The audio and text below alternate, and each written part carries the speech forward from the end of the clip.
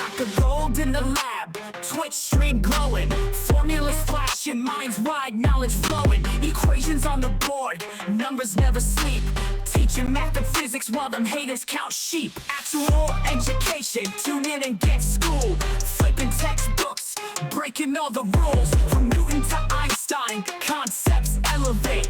Keep the stream, it's the key to our fate. Dr. Gold dropping gems, knowledge raining down, actual education making scholars all around. Perpendicular minds, angles sharp as ice, maths and physics, yeah, the future's real nice.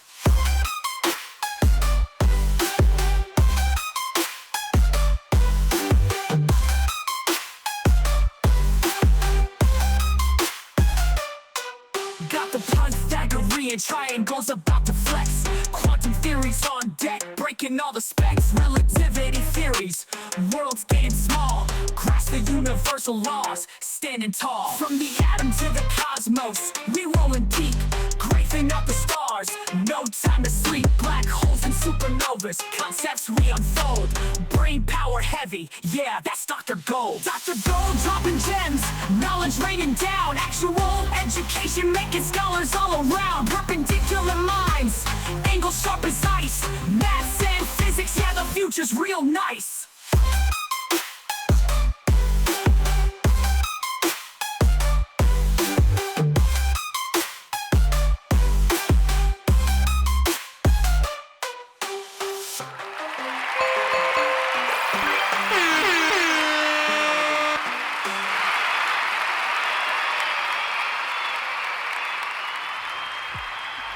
All right, what's up, everybody?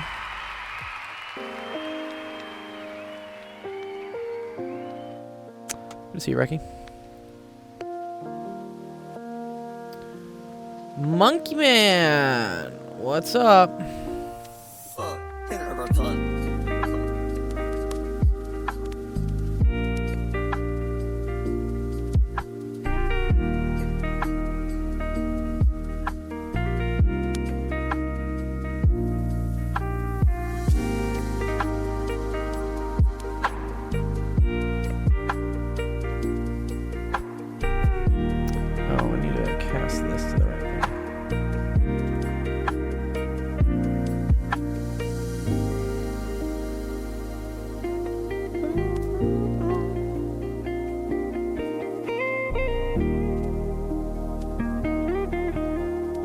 Yeah, that's not a glitch, that's an incentive.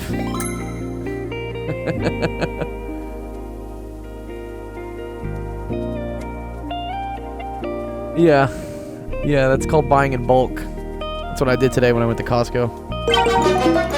Spent 600 fucking bucks at Costco today. But I bought a lot of things in bulk. Bought like 10 pounds of protein powder. Yeah, it's meant to like teach you guys, like, you know, if you save up for something. And what is Costco? Oh, that's a good question. What is Costco? Costco is a magical place. It's like a grocery store, but you buy everything in like really large quantities. This is Costco. So yeah, like, I mean, you're not buying a whole pallet, but it's just like, for instance, if you wanted to buy cereal at a grocery store, you probably get like a box. If you go to like Costco, they sell you like 2 boxes at a time.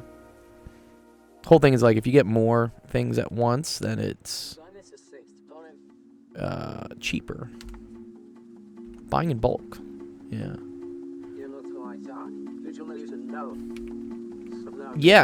Yeah, I saw a YouTube short about this. You get a pizza hot dog for cheap. I literally had a cheap hot dog today for sure. It was $1.50 and it came with a drink. Yeah. It is quite cheap. Yeah, this is what you get for $1.50 at Costco. I'll show you in 1 sec. Yeah, look, $1.50.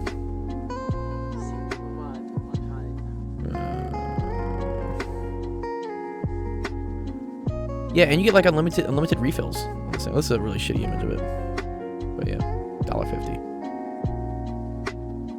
If you want to know why they do this, this is called a loss leader, and what that means is Costco loses money on selling these. Like, it costs them more than $1.50 to make this hot dog and give you this drink. But they know that by losing a little bit of money on a hot dog, they're going to make a lot more money because you're going to go in and buy like a ton of stuff. Like I did. I went and I spent $600 at Costco. So that $1.50 hot dog is nothing to them. They're like, okay, great. What's that 1K? Yeah. It's called a loss leader is what it is. Yeah, and the pizza's really good too. I think you can get like a whole pie for like $10. It's a big fucking pizza pie, dude. What's up, Nick? Good to see you. Don't you have to get a membership? Yes. So the membership, yeah, is, I think it's $60, $65 for the cheapest membership. And then it's $130 for what's called like the executive membership, which is, it's actually a good math question. You want to do this? Let's start it. Let's do a little bit of math. I'm gonna do some math about Costco real quick. So yeah, here, let me start streaming on TikTok and all this stuff. So at least start streaming on YouTube. Good. Y'all tell me if Twitch starts getting mad. It might. It sometimes does.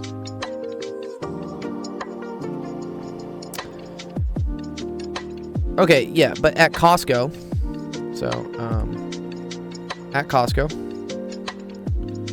there are two memberships, two different type of memberships you can get. So here, let's see, let me just, Costco memberships and prices.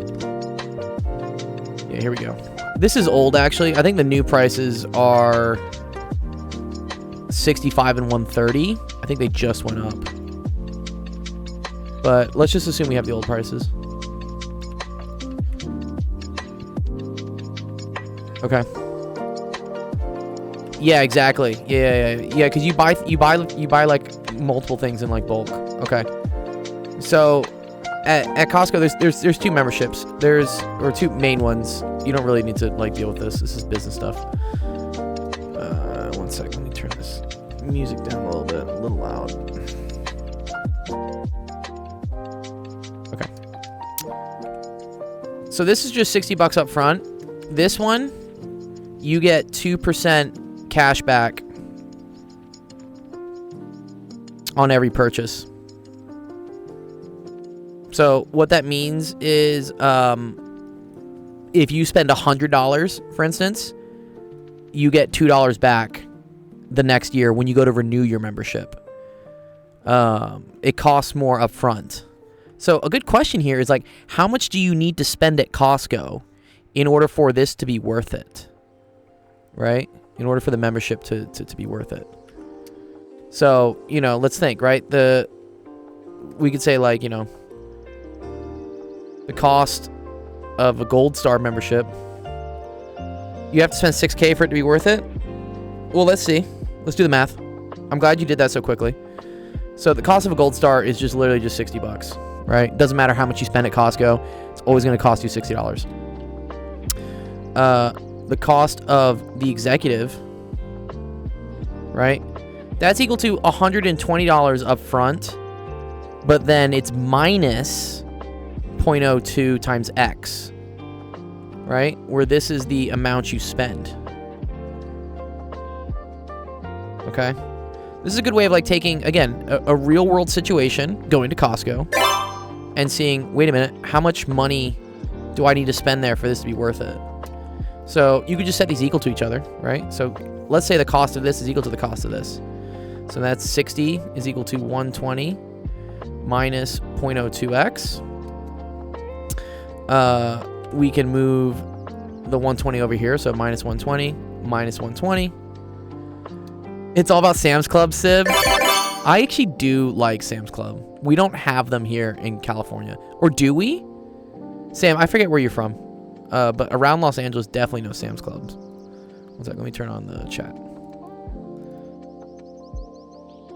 What's up? Gee, it's HHH. What's up, dog? Okay, so you get negative 60 is equal to negative 0.02x. So divide both sides by 0.02, by negative 0.02. And if you don't want to use a calculator here, remember that like 0.02 is the same thing as 2 over 100, right? So this is the same thing as 60 divided by 2 over 100, which is the same thing as 60 times 100 all over 2. So that's equal to 3,000. Yeah. Oh, you're in Riverside County until school starts. Oh, no way. Oh, Riverside has a Sam's Club? That's lit. Nice. Yeah. So $3,000 is the amount of money you need to spend at Costco in order for this membership to be equal to this membership. Okay. It turns out you actually get some additional benefits with this. Like, you can go to Costco earlier than other people. I forget what else they have, but yeah. Math, real world and math. Like this. I tell people you do use algebra for sure. Like sometimes in the real world. So here's a good question. I got back. I just got my check back, and I got $139 back. So let's say this, right? Let's say like Dr. G got. I just spent it. I just spent the whole check.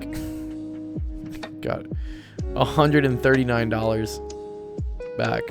How much did he spend at Costco last year? How much did he spend at Costco?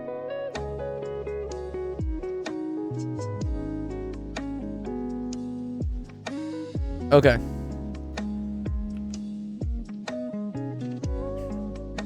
So we know that like cashback, right? So cashback is equal to 0.02, same thing as 2/100ths of what you spent, right? Good, exactly. So 139 is equal to 2 over 100x. Multiply by 100, divide by 2. It's actually kind of horrifying. So that's 13,900 divided by 2. So almost $7,000. Wow. That's dope. Costco's definitely getting their money's worth from me, bro. What? Okay, yeah. So apparently I spent close to $7,000 at Costco last year. And I mean, I understand why, because every time I go, dude, I don't walk out with less than $500 or $600 worth of stuff. I don't know, they just get me somehow. Imagine a family of 4, yeah. I mean, to be honest, I probably eat for a family of 2.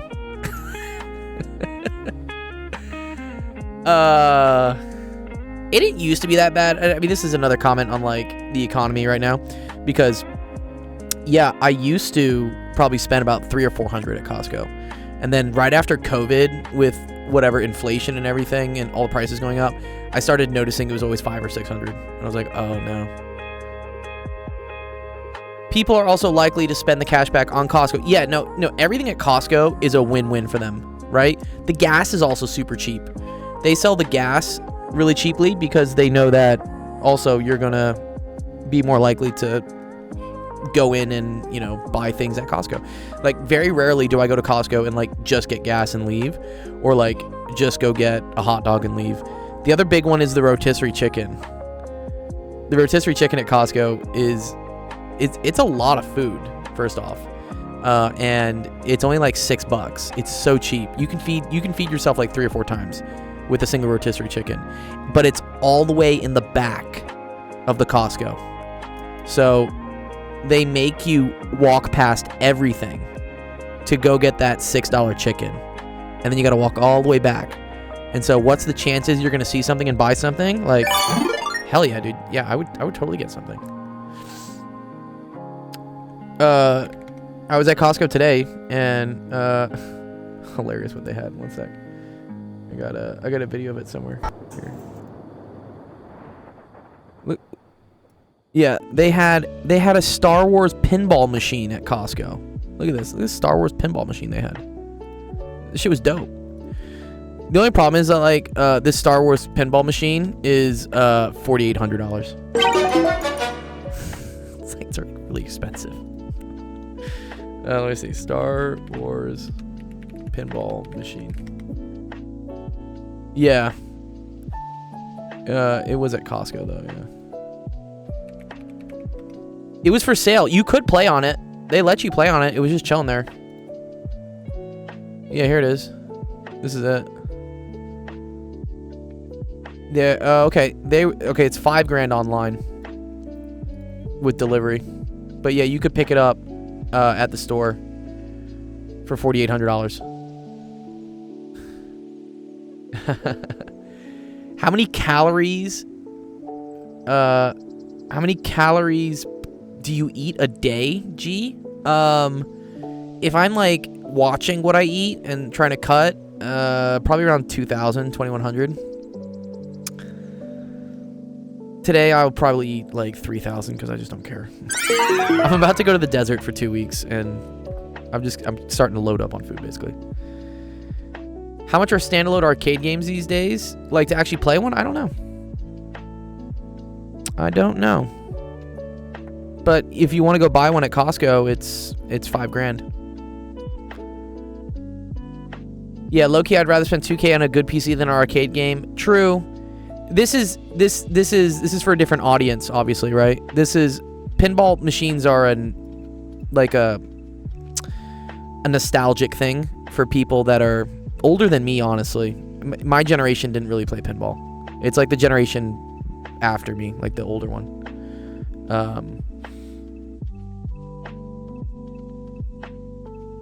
Oh, not pinball, like Donkey. Oh, how much is a standard video game? Anywhere from $70 to $80. I'm pretty sure it's now $80 to buy video games. Like, let's see, how much is Black Ops 6 or Black Ops 7? Is that the new one coming out? Black Ops 7 is $70. They always do like some weird fucking edition for more, like $100. Yeah, I remember when video games used to be 50, 60. Now they're 70, 80.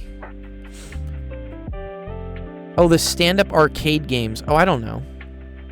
You want like a Pac-Man? There are sales on Steam. True.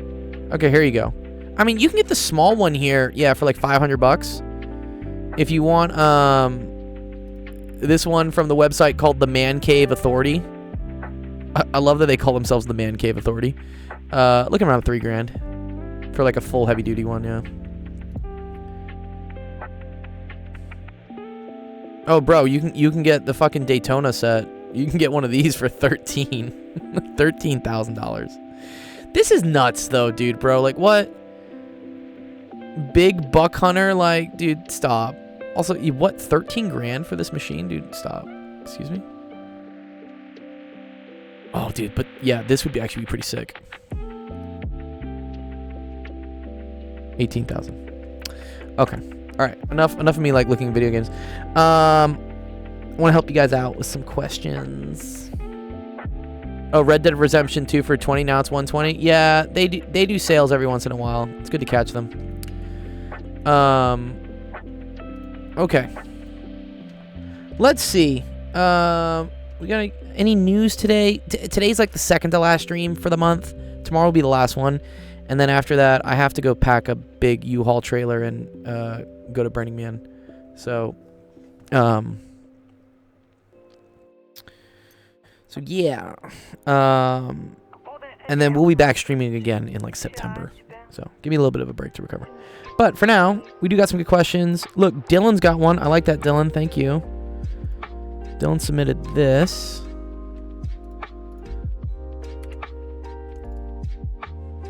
Okay, cool. Any other news? Summer camp ended. I'll talk about the talent show that I'm going to have you guys submit to while I'm gone at Burning Man. And then we'll do the drawing for the Nintendo Switch when I get back. So like early September. So. Oh, also, yeah, we'll do a drawing tomorrow. If you haven't completed the survey yet, there's a survey on our announcements tab. I don't know if you've seen it yet. Let me go find it. One sec. Discord. Yeah. So if you go here under announcements, there's a link here for a Google form. If you fill this out, you get entered in to win a $20 gift card. And it's done by one of our friends, Stuart. He's doing I think for his master's thesis in like education, he's doing like a quick survey on tutoring on Twitch, and he's asking students if you take advantage of, again, things like we do here, like helping you guys out on a live stream, and how it could maybe be useful for other students. Good. You submitted a question? Okay, cool. All right, let's start off the stream. I'll help you guys out. Welcome everyone to Actual Education. My name is Dr. Gold. This is Office Hour Stream that helps you out with math homework, science homework. Yeah. Nice. All sorts of fun stuff. Let's see. First question here is from Dylan. Dylan, if you're in my chat, I want to say hi. All good. You submitted. Yes, you did. HH. I'll get to yours as well. Yeah, you submitted a couple yesterday, didn't you? Yeah. I like that one. Yeah, the look, I'll do the unpolarized light one for sure. I'll do that one. Okay. Okay, let's see. Let x and y be positive integers such that 1 over x plus 1 over y is equal to 1 over 20. What is the maximum possible value of y? Fascinating. Okay. Yeah, Jeff loves math. Jeff's like, we're doing math? Not doing what is it? Physics? I was like, let me activate my chat on here. What's up, Dylan? Activate my source here real quick. TikTok always makes me like do some weird stuff here to verify my chat coming through. There we go. We got a little is that a warbler? What is that, a warbler? Okay, cool. All right, now we're good. Should have connected it. Okay, cool. All right. What is the maximum possible value of y? And they have to be integers. Wow.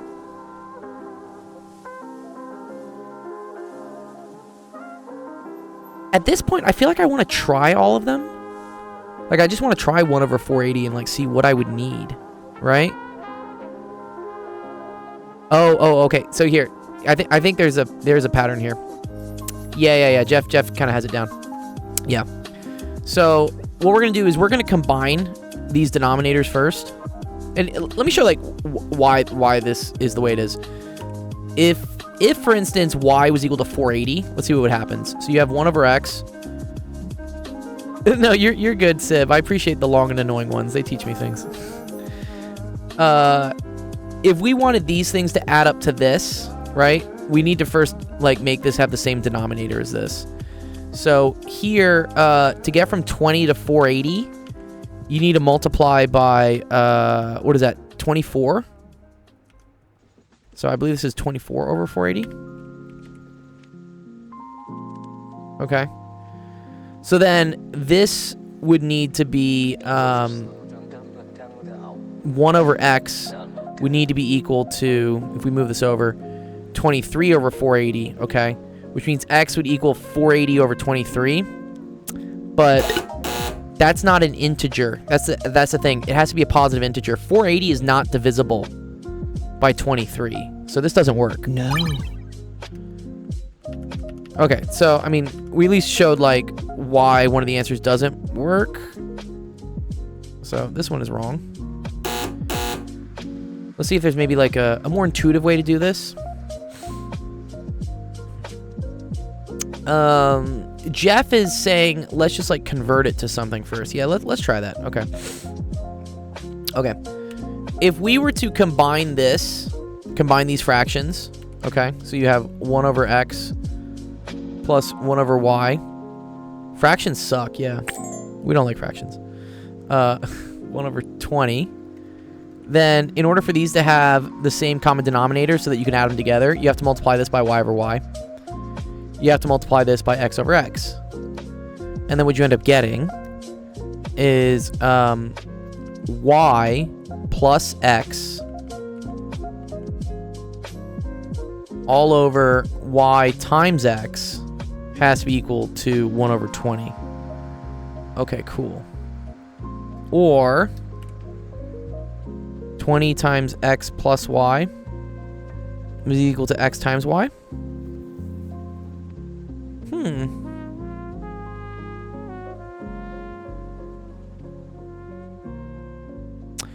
I feel like I want to come up, Jeff. I feel like I want to come up with a solution for what y would need. Sorry, for what x would need to be given y. Because then I think it'd be easy for me to just plug in values for y and just see what happens, right? Otherwise, I'm not sure intuitively I can see here what adds up and also multiplies. Exactly. Yeah, I agree with Shri J has the right idea. Yeah, I agree with that. You do know xy must be divisible by okay. But then I also don't know what like x plus y is. Yeah, this is a good way to think about it though. I like Shri J's idea of let's get what x would be in terms of y. Okay, so let's do. Ooh, I like this. Think of it like this: maximum y would mean minimum of 1 over y, meaning the maximum of 1 over x. So we need 1 over x to be its max. Okay. Well, the maximum 1 over x can be is 20. Or sorry. The maximum x, yeah. This can be 1 over 20. If this was somehow like infinity. Right? 21 because it's positive. True. Let me see it this way. Okay, one sec. I'm gonna solve. I'm gonna solve for x in terms of y. So that's equal to 1 over y plus 1 over 20, which is the same thing as, yeah, look what we're gonna get here, right? We're gonna get 21 over 20y is equal to 1 over x. Oh, minus sign. Oh, oopsies. Sorry. I wanted the 21 to happen. I really did. Sorry, negative 19. Right? Yeah. Negative 19 over 20y is equal to 1 over x.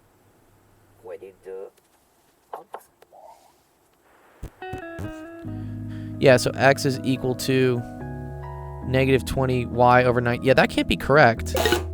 What did we do wrong here, dude? What?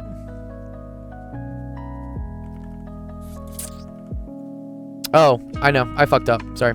I'm skipping too many steps. Sorry. This is 20 over 20. This is y over y. Yeah. Okay. There you go. Sorry. Sorry. It's equal to negative 20, or let's say y minus 20 over 20y is equal to 1 over x. Sorry. I thought this was a 1. I screwed up. Okay, so x is equal to 20y over y minus 20. Good. Yeah, I agree with that. Do we think there's an easier way to look at this? Like if I divide the top and bottom by y, then I would get like, what would this be? 20 over 1 minus 20 over y. That looks pretty cool, right?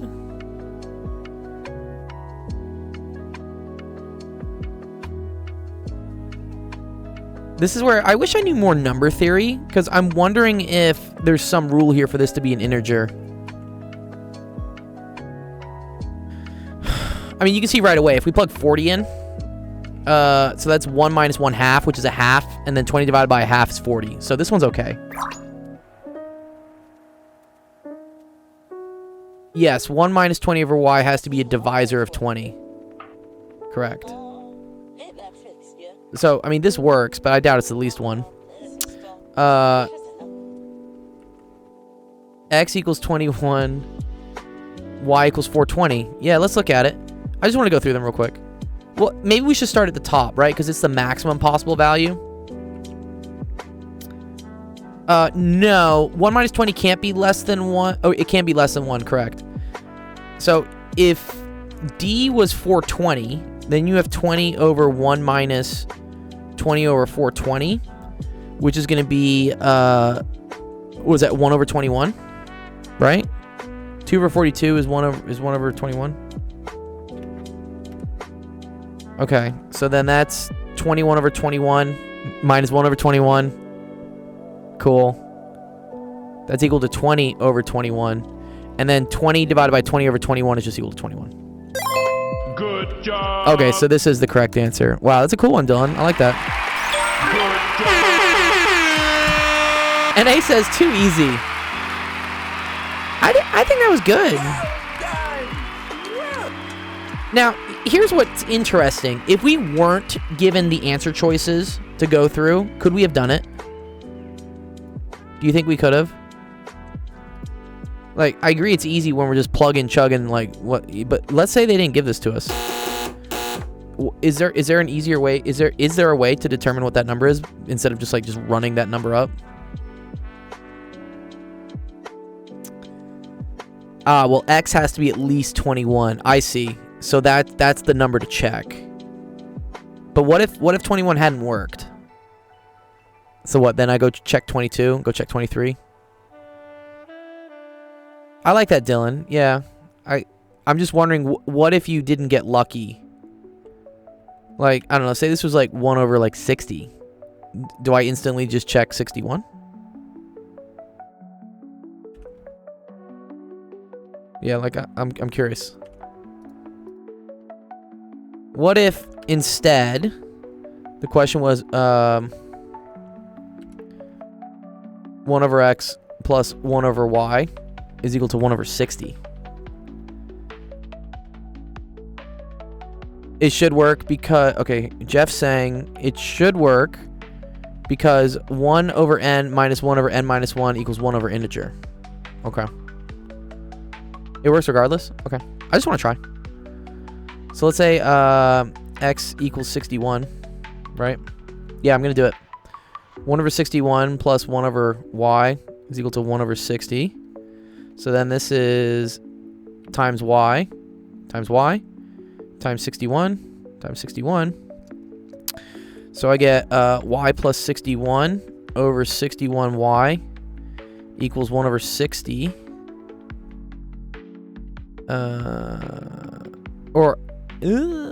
I think you want to actually move this over first, don't you? Yeah, I like that better, Jeff. Yeah, let's do that. Let's move this over first before I start doing things. 1 over 61 minus 1 over 60 is equal to negative 1 over... Other way. He says do it the other way. Okay, all right, my bad, sorry.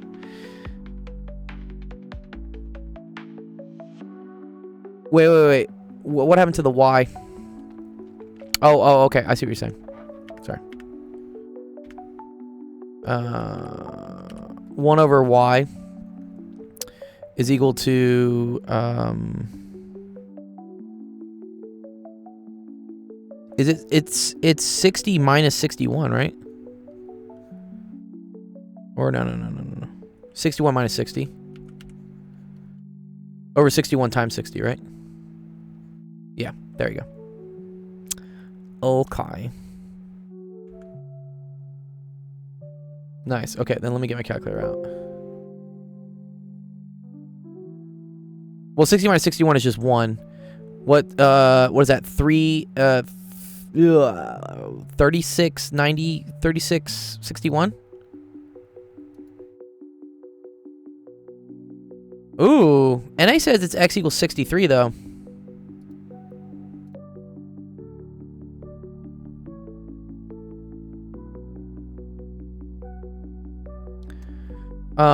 Because, yeah, 61 times 60 is 3660.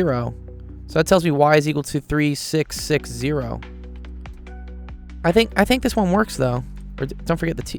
Don't care about the t. So wait, does 1 over 61 plus 1 over 3660 equal... Or actually, we just erase all this. Equal 1 over 60?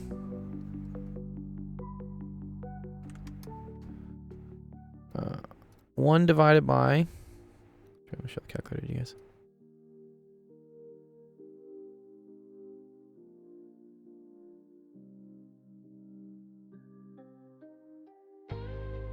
I do believe that is 1 over 60. Yeah.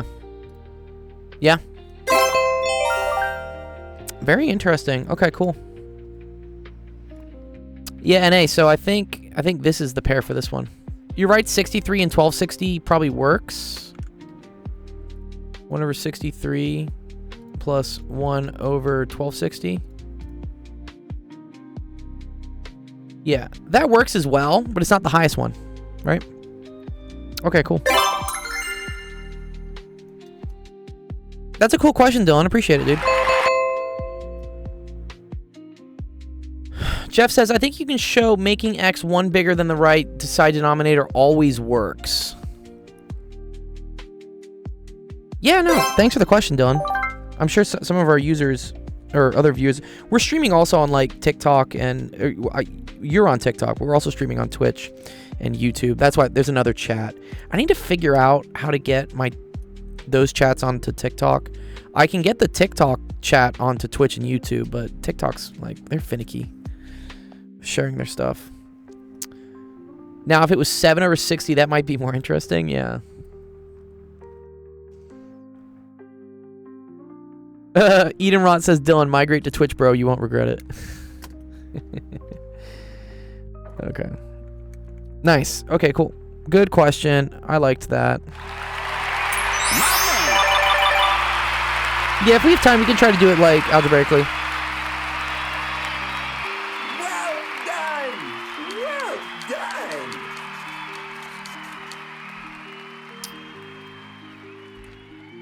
Yeah, that stuff is tricky, right? Messes me up, Sib. Totally.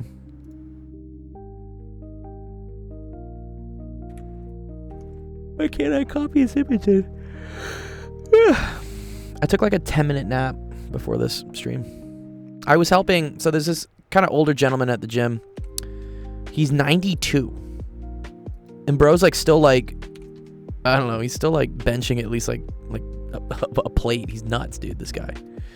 And he has like all these stories. He's like one of these, I find as like people get older, if you start talking to them, they won't stop talking to you. And, you know, I know that as you get older, you probably lose people to talk to, so you kind of grasp onto anyone who will listen to you. So I will just like sit there and just like listen to like people just talk to me about their lives and stuff for like 20-30 minutes. But I decided like with this guy, because he has like all these stories and stuff, I said, hey man, how about we just like sit down and I'll just record it for you, and then maybe we'll use like AI to like turn it into a book or something at some point. And so that's what I was doing today for like 2 hours. I just sat down with like a microphone. I used ChatGPT actually to come up with like, hey, how would I like create a book of someone's life? Like, what should I ask them? And we started with asking his childhood beginnings and stuff. It was kind of cool. Anyways, I did stumble across an unk. Yeah, there's this old lady at the gym, and she used to curl like 50 pounds at the age of 70. Dude, that's a lot. Yeah. Good for her. You can learn a lot from older people. I know older people feel kind of lonely because, bro, all your friends are dying, you know? Like, everyone you know in this world is, like, leaving. Yeah, that's awesome. You should always... I love giving opportunities for those older than us to, like, have some sense of relevance. You know, like, purpose. It's nice. Yeah. Are you going to sell this guy's autobiography? So here's the funny thing. Just because it is LA, this guy does, like, his granddaughter is married to Al Pacino. Who was also married to Mick Jagger at one point. So I'm like, oh, so this guy is like kind of connected, and like he was at his daughter was at Jeff Bezos' wedding and stuff. So he does have a decent amount of like, it's very LA. I'm just like, okay, like somehow you're related to like all these big fancy famous like movie director people. And he's like, yeah, you could turn this into a movie. I'm like, I'm not a movie director. I'm just here trying to be a nice guy and like give you some like purpose. But maybe this is my big break, dude. Yeah, maybe this is how like we end up funding actual education, is like I get a meeting with Jeff Bezos at like a luncheon or something. I don't know.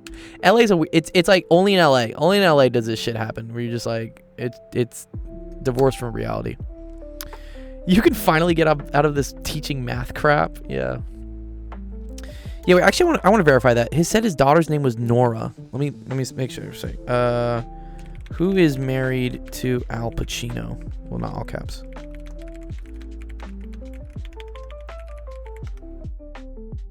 Well, or who, not married, who is carrying, who is mom, latest mom? Oh, it is Nora. Yeah, there you go. There it is. Wow. Okay, crazy. Okay, it's real. So it's Nor, not Nora. Okay, I misheard him too as well. I guess, whatever. Yeah, exactly. There are some insane experiences in LA. It's just because you're in Los Angeles. Okay, unpolarized light. This is a good one. Through 3 ideal polarizing filters, the polarization axis of the first filter is oriented with the horizontal, the second is with 30 degrees, and the third has a vertical polarization axis. What percentage of light gets through the combination, and what is the polarization direction of the light that comes out of this combination? Well, the light is always polarized in the direction of the last polarizer. So in this case, since the third filter, the last filter, is vertical, the light's going to be vertically polarized. And I think, let me get like a diagram to explain this. Someone can draw something prettier than I can. Light polarizer. Yeah, this is exactly what I want. Uh-huh.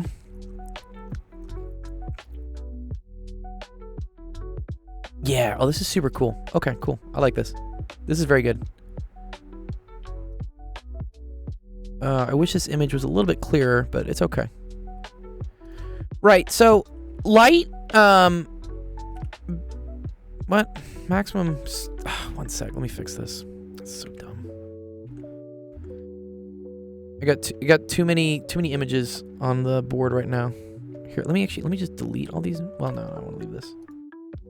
1 sec.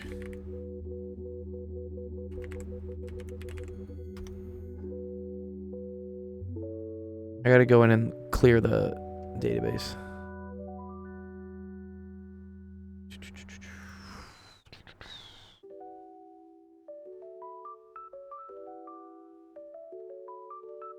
Manage files and delete the clipboard. Cool. Delete that.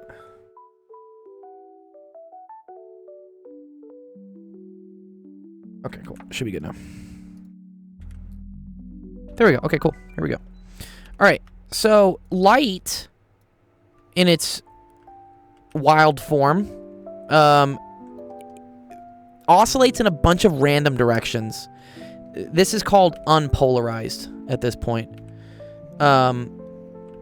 So for instance, you have light waves that are like moving back and forth this way, or they're moving back and forth this way, or they're moving back and forth this way. Like it's totally random and it's in all directions. Now what you can do is you can take this light and run it through a polarizer, or like a polarized lens, or a polarized grating, I think is what they call it. They call it a filter, right? A polarizing filter. And what that polarizing filter does, if for instance this thing is, you know, horizontally polarized, what it does is it only lets waves of light through that are also, we call it like horizontally polarized. It looks like they're vertical, right? You see how the waves are like just going vertical? But this, I believe, is a horizontal polarizer. Because I think, like, that's actually a good question. Let me 1 second. Is a vertical... Okay, what direction are the gratings on a vertical polarizing filter? Okay. No. Okay, so good. Yeah, so I was wrong. This is a vertical polarizer.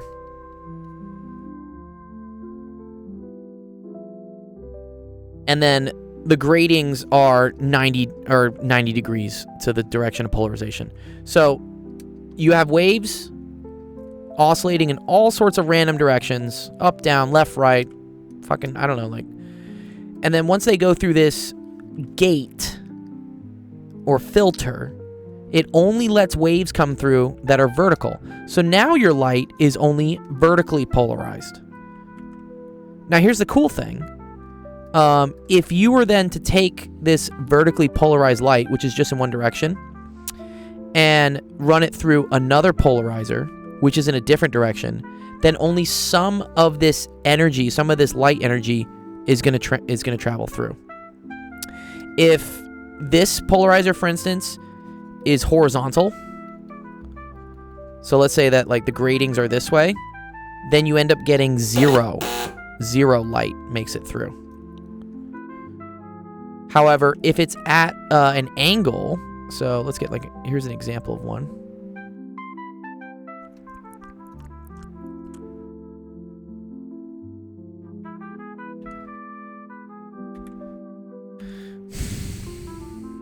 Then you're going to get a percentage of it. So here, for instance, you have a bunch of random light. It goes through a vertical polarizer. So now the light is all completely vertical. If you have a polarizer which is now at an angle, then only some of this amplitude will make it through. And the light exiting this will also be in the same direction as this like slightly slanted polarizer. And then if you run it through this one, which is a horizontal polarizer, now even less of this amplitude of wave makes it through, or less power makes through, and now your new wave is horizontally polarized. So notice at the end of whatever filter, that is whatever the polarization of that filter is, that is the polarization of the light that exits. So here they say we have a first filter which is horizontal, the second one is 30 degrees from the horizontal, and the third is vertical. So let me see if I can get one here. I'm gonna say like horizontal, middle, and then vertical polarization. I'd hoping like someone had already like done this. I guess I haven't drawn a picture. I'll draw the picture then. That's okay. We'll do it. I still kind of like this part of the photo. Okay, and then let me like, yeah.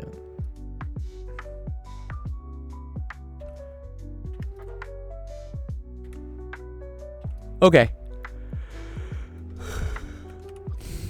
So this is unpolarized.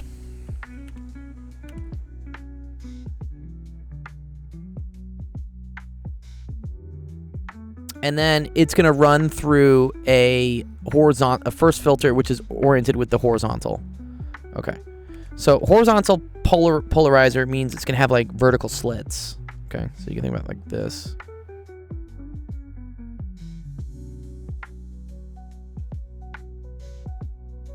Oh, and you know, actually, I can take the picture from... Well, no, I wish I could do it. Okay, it's fine.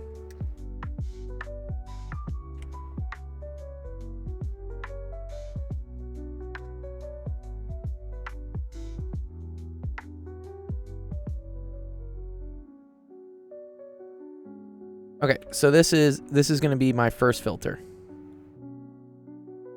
So first filter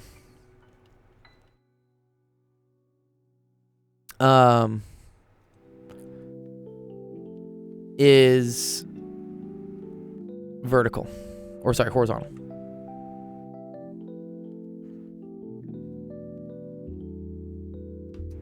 Now, the equation for the amount of light that makes it through a polarizing filter, I think has something to do with like sine squared. Let me see. What do they want again?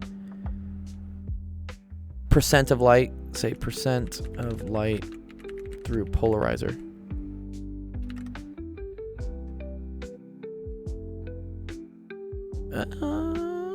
Where is it? Yes. It's I1 cosine squared theta. I'm taking physics 3 this fall, so what polarization does is changes direction. Yes, but it also changes the intensity. So, let's see. I guess there is like an A. Well, I don't want the AI mode. What is this? What is this? What? Okay, here we go. So, if you have unpolarized light going through a polarizer, you already drop 50% of the amplitude. Otherwise, if you have polarized light going through another polarizer, the amount that makes it through is equal to the initial intensity times cosine squared of the angle in between the two polarizers. So I wanted like a little like graph of this. But okay, I guess we'll take this. That's okay. Well, here we go. Okay. So let's call this, for instance, like I0, okay? I1 is going to be equal to 1/2 I0. Just by the nature, if you have unpolarized light and it goes through a polarizer, I don't care what direction the polarizer is, you instantly drop half of your intensity. Okay? And now your light is horizontally polarized. Okay? So now it's horizontal. And what they'll sometimes do is they'll draw this on like a phase diagram. Like this. And then they would say this is what you got.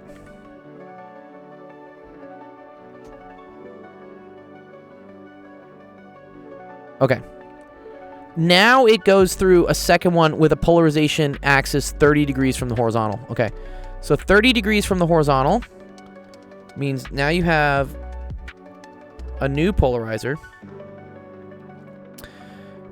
that is skewed a little bit. Let me think how I want to do this. I think it's going to be kind of like this. I think this is what it looks like. Yeah. So, and then that's going to create waves that are this way. Okay. So we can say like this. So here, this is I1. And then I2 is going to be equal to whatever I1 was times the cosine squared of the angle in between the polarized light and the polarizer, which is 30 degrees. So cosine squared of 30 degrees. Cosine of 30 degrees is the square root of 3/2. And then if you square that, right, you get 3/4. Right, square root of 3/2, right. So that is equal to 3/4 I1. And let's remember that I1 is a half of I0. So this is 3/4 times 1/2 I0. So this is equal to 3/8. Okay, so we've dropped now to 3/8 of our original light that we had.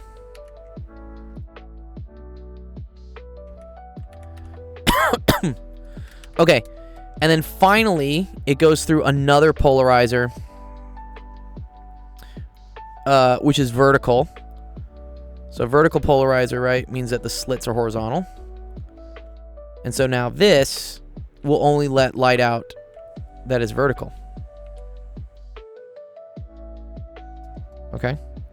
And so now we have this, which is going to be our I3.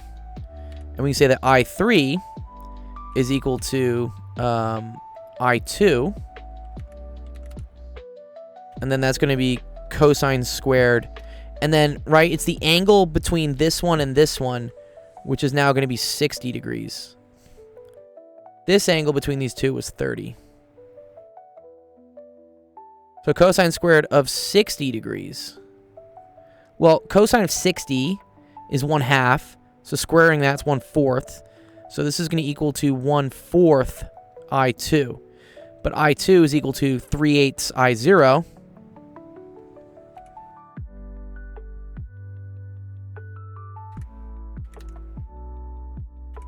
And so now you're going to get 3/12. So sorry, no, 3/32 I0. So that's the final percentage of light that makes it through. Yeah. So very cool.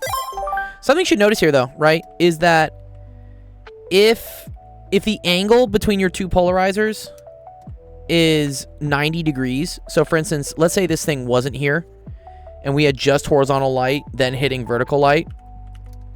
The cosine squared of 90 is equal to 0. So in that case, no light gets passed through. All of the horizontal light here then gets canceled out by the vertical polarizer. Yeah. You can see this too. Oh, I don't have... But if you ever have like polarized sunglasses, for instance, and you look at your computer, your whatever, your cell phone screen, you'll notice that as you rotate your screen and your sunglasses, at some point the screen goes completely dark. The reason for this, the reason why we have polarized sunglasses, is that light from the sun, when it reflects off the road or it reflects off the water, like when it glares, it bounces off at a certain angle, a certain polarization angle, and your sunglasses are set to 90 degrees from that polarization angle such that it eliminates the light from glare, the light from like things bouncing off of the water or bouncing off of the road. There's probably a graphic for it I can find.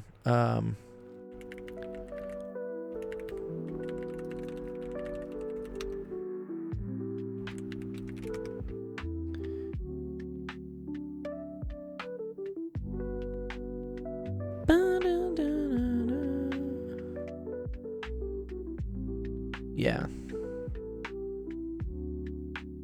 So here's like, here's some pictures we'll show. It's really cool. And again, it's physics, right? This is all physics.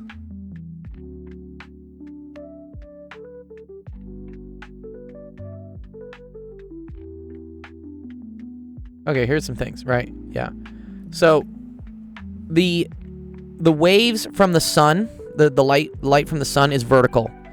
When it bounces off of the water or bounces off of the road or something, it's then reflected off as horizontal, and that creates like glare, right? You're seeing like the sun being reflected in a surface, whether that's the road or like you're on a lake or something. And so what polarized sunglasses do is they are set such that their grating, their filter, ends up canceling out all of that glare. But it still allows in the regular light as well. So as a result, right, this is the difference. So with lenses that aren't polarized, this glare causes a lot of problems, right? You see a bunch of you can't really see the iceberg and stuff. But with polarized, it eliminates that glare, and then you can see like more details on things. Yeah, try it out. If you don't fucking believe me, because yeah, I know science is weird sometimes.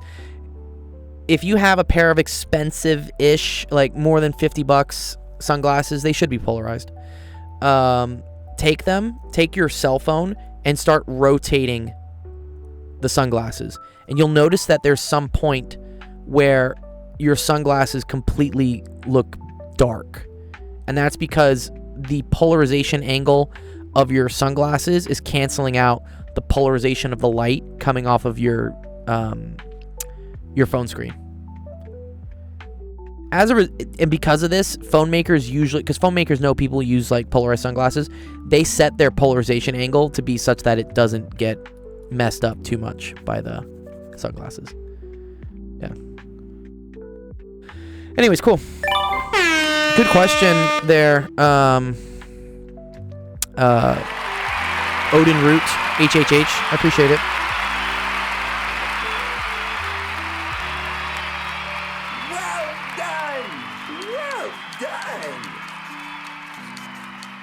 Okay, cool. Let me see. Probably got some help screenshots, and then Sib, we'll do some of yours as well.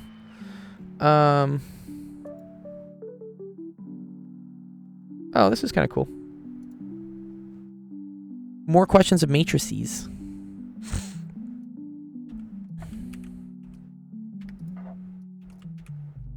So this came from Taylor Drew. Says matrices A, B, and C are given in terms of some scalars, right? Okay, cool. And we're saying, given that A plus B is equal to C, find the values of A, B, C, and D.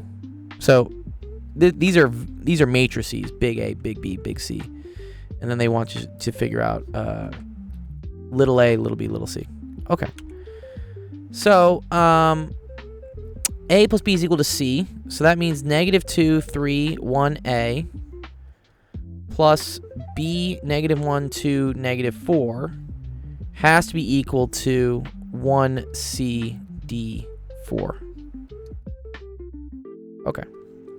Adding matrices is pretty simple, right? All you do is you look at like the same positions for things. So for instance, in this case, this plus this equals this. So this is just negative 2 plus b is equal to 1. This is 3 minus 1 is equal to c. This is 1 plus 2 is equal to d. And then this is a minus 4 is equal to 4. So not too bad, right? From this right off the rip, you can say, okay, cool. A is equal to 8. D is equal to 3. C is equal to 2. And B must be equal to 3. Nice. That was not too bad, Taylor.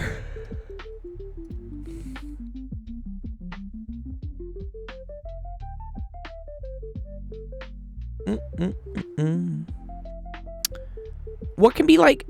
I'm amazed this wasn't like a systems of equations or something. They should have put like a here, and they should have said like, oh, if I multiply the matrices, I get this, you know, or if I subtract the matrices, I get something else. Yeah. But no, that's pretty easy. Okay. Cool. Still a good question. Bum, bum, bum, bum, bum, bum, bum, bum, bum. Yeah, you're welcome. Nice.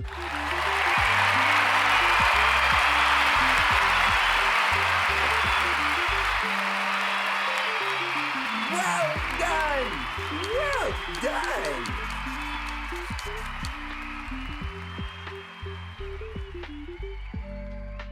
Okay, cool. All right, let's see. Sib, you got a hard one for me. All right. Oh. Am I natty? Yes.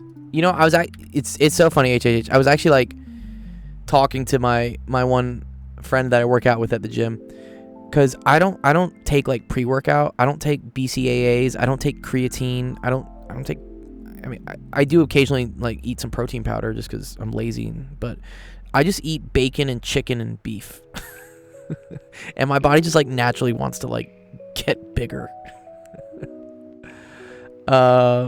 Yeah. I know that's a big debate these days. Are you natty or what? Because all these kids on Instagram, did you see where they're taking Plan B pills to intentionally crash their testosterone levels and then get prescribed like testosterone by like a doctor because they're like, oh, your levels are low? That's like so dumb. People will try a lot of things. I don't know. And the internet, for all its beauty in like sharing information, also sometimes shares like some really bad information. No. Yeah. But yes, no. I probably should start taking creatine. Apparently it's like good for you. But yeah, I'm honestly, I'm just lazy. I just don't have time to remember to take supplements. Yeah, it's insane, right? Trust me, I'm a pure carnivore. Yeah, I just eat a lot of meat. I love eating bacon. I love eggs. I love cheese. I love chicken. I love shrimp. I just like eating animals.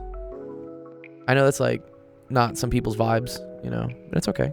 Teach their own. All right, let's see. Let epsilon be the region inside the sphere. Okay, so this is a sphere. So we know that is radius 2. Odin says, I only take creatine. I just turned 19. There's a dude my age that's always been taking Monster and energy drink. Yeah. I mean, that's just really caffeine. Just, yeah, don't. I see the temptations of like some of these some of these kids, because they're not my students, doing like fucking Tren and stuff, or I don't know. I don't even know what the names are, but they all sound like bad things. Yeah, don't just go to the gym. You don't need to like mess with your hormones, especially when you're 19. What's up, Hunter? Hunter likes, I once shot a wild hog and ate it. Nice. You know, in Texas they do hog hunts, like, but from helicopters and with like ARs, like assault rifles. It's because like hogs apparently are like a big problem in Texas. They like destroy the landscape. They kill the ecosystem. They just like, they're just not good for the environment. and like they don't have any natural predators anymore. So now they have these tours where yeah, you can go up in a helicopter and like shoot them with like night vision goggles and stuff. It's very Texas. But anyways, this is a sphere of radius 2, and then it shifted down, or shifted up. Shifted up to the z-axis. Ain't no helicopter, yeah. It's not cheap for the helicopter, obviously. Okay. Above the cone. Okay. In the third XY quadrant. Okay, for X and Y are greater than or equal to 0. Let's try to like draw this, man. Like, what's going on?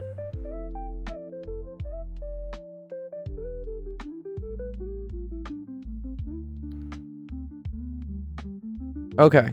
So third XY quadrant means eventually they're just looking at this, right? But okay, so we have a sphere. We'll draw the sphere in red. And it shifted up too, so it's kind of a weird sphere. Right? It starts to come down a little bit actually.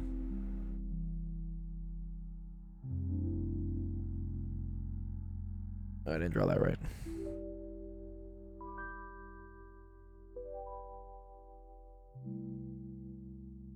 Charge density volume? Yeah, it could be that.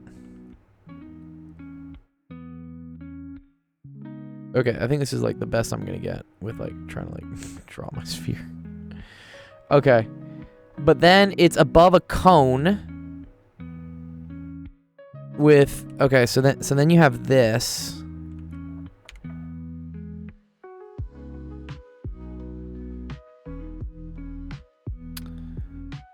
Z is equal to x squared plus y squared. Oh, it's an inverted cone. Sorry, it's like, because you see how like x squared plus y squared gets bigger as z gets bigger? Oh, man. Okay.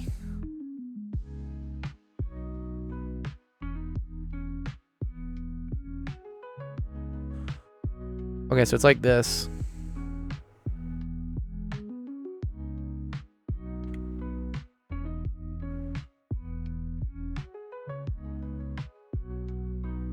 Okay, I think it's something like that. And then hopefully, because it's shifted up, the cone doesn't ever, like, intersect the sides of the sphere. It might, though. Okay. And then in the third XY quadrant, so...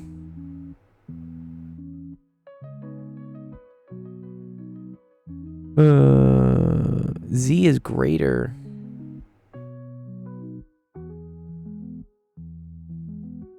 Oh, wait. So, wait. We don't count here? Fuck. Okay. So, I think they're talking about, like, this region up here. But then, we just want it in this region. So, it's, like, just right here. Okay. All right. Prepare to calculate the following integral in spherical coordinates. I like spherical coordinates, at least. Noting that the sphere has the equation x squared plus y squared plus z squared equals 4z might be helpful. If you're a clever clogs... What? Is that actually a word? Clever clogs? Excuse me? I want to be a clever clogs. Oh, you're also taking this? Yeah, this is multivariable for sure. Oh, it's British? Where is Sensation? Do I gotta go out and hunt for Sensation, dude? Where's Sensation? You do not need to worry about the undefinedness of the function along the z-axis. Okay. Clever clogs is British English slang term used to describe someone who is perceived as being intelligent or knowledgeable, but in a way that is considered annoying or pretentious. So, dude, I love how snarky they are with this question, dude. They say, if you're a clever clogs and you think about such things, like just in my spare time, am I just daydreaming about cones inside spheres. I mean, I guess maybe that's the type of stuff you're into. Shaking my head, yeah.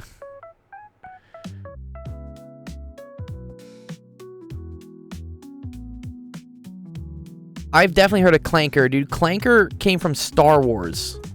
That's from the Clone Wars. That's like before some of you guys were born. But it is making a comeback right now to refer to like the AI stuff. Yeah, like clankers. People just love like the hard R's on words. There was a cool like a speech guy, like a language guy, talking about like why certain words are preferred to be like derogatory slurs and stuff. It's because like they have like certain sounds to them. So yeah, clanker kind of fits it. Tin-skinned and wireback. Alright, so wireback is a play on the Mexican derogatory one, I guess. I don't know what tin-skinned is. Okay. Let's look up spherical coordinates again so I can just remember.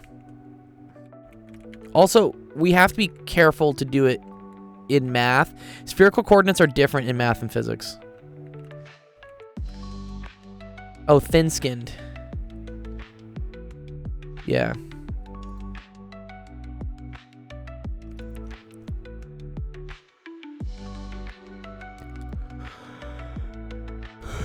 I think I gotta tell TikTok I'm still doing stuff.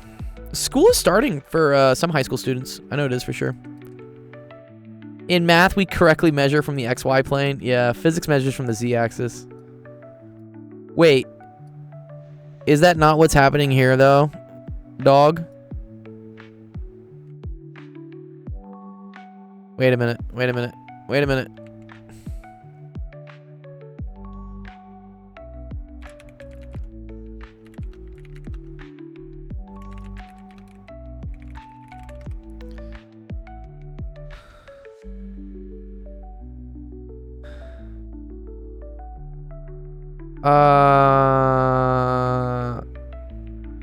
I'm confused now.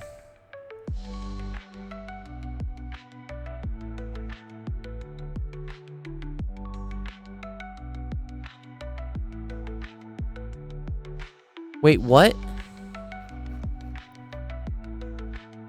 Okay, now math just seems goofy, dude.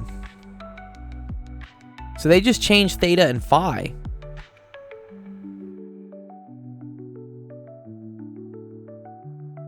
Fascinating. Yeah, but you don't measure it from the... Look.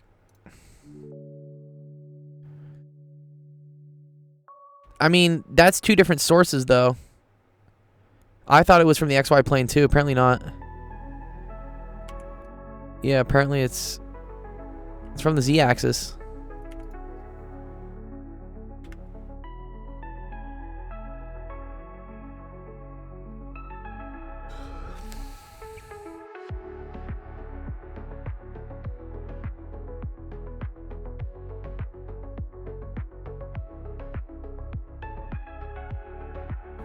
I just can't care. I just can't wrap my head around why we care about switching. Seems kind of random.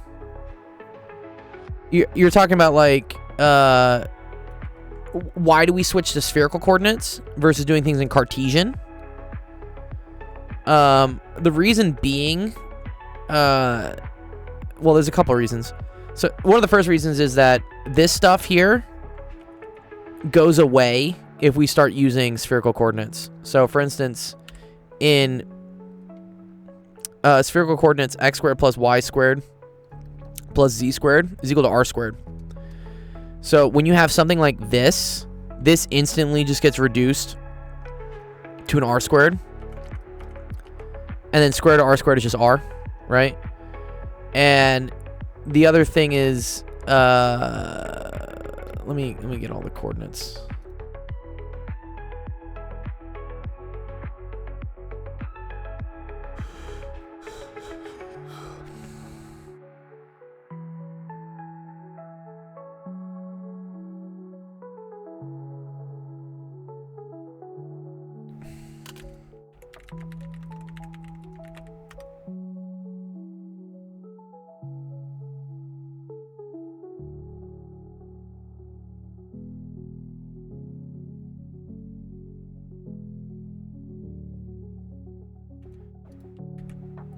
In real life, how can we do that as a model? Yeah. Because some things do in real life, like, depend on this. But so, for instance, here, with this integral here, x squared plus y squared. So x is equal to r cosine theta sine phi. Y is equal to r sine theta sine phi. So when you do x squared plus y squared, that ends up equaling rho, or we just say r squared cosine squared theta sine squared phi plus r squared sine squared theta sine squared phi. And now you can group by this.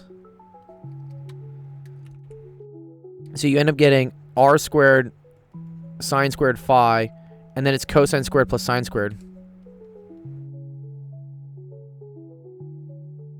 But cosine squared plus sine squared is 1. So then just this is equals r squared sine squared phi, which is nice, right? Because here, this is the square root's gonna like kill off all the squaring, and then this is gonna kill off this to just become an r. Yeah, the reason why we change coordinate systems, usually due to like some sort of symmetry. This is a sphere, and a cone is also like kind of spherical in terms of symmetry. So you want to work in that coordinate system anyways, but you also look at what you're integrating. And if what you're integrating has a bunch of square roots and a bunch of x squared plus y squareds, it's going to make it look a lot easier anyways.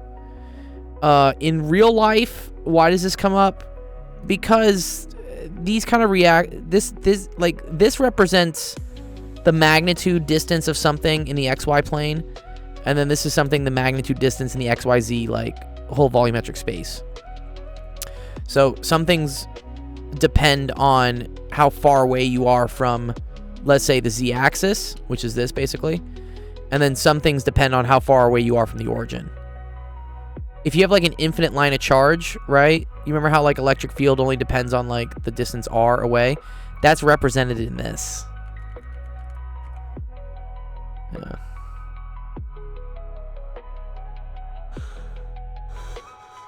Yeah. Okay. So to calculate this one, let's just try to make sense of it, right?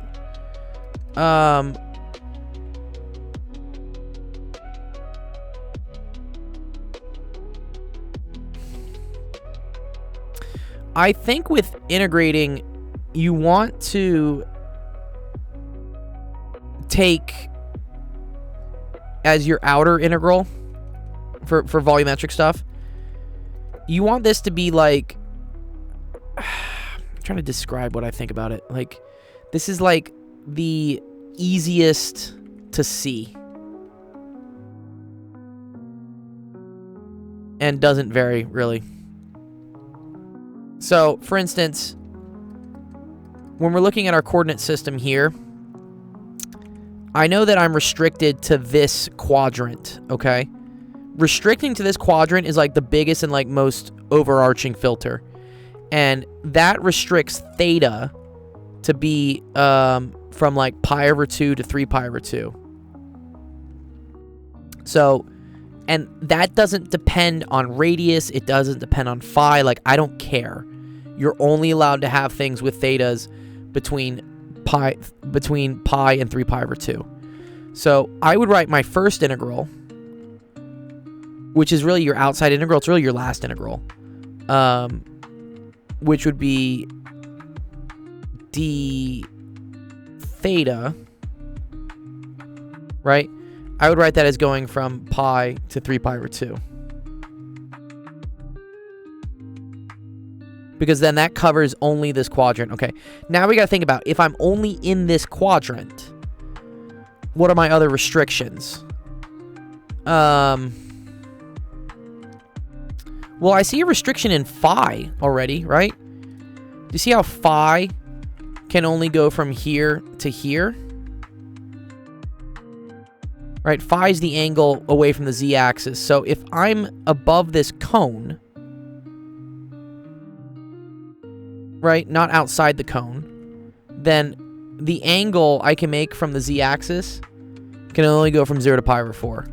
So I'm going to make that my next restriction. I say this is like 0 to pi over 4. And this is, again, one of these things where, like, is this methodical? Is there, like, a plug-in, mechanical way to do this? I don't really think so. I think you have to kind of build an intuition, again, by doing problems in order to kind of see which is, like, the simplest integral to do first, and then as you go in. Okay, so if we've then restricted here from 0 to pi over 4, we got to think about what r is going to be. Okay, this is where r is going to be a little weird, right? Well, we know that the radius needs to be above this.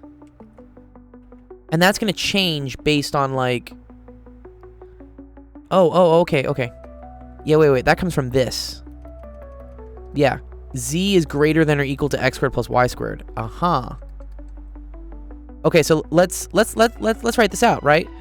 So Z has to be greater than or equal to x squared plus y squared. But x squared plus y squared is r squared sine phi. What's the importance of this in real life? Yeah, like I was describing, a lot of things in electrodynamics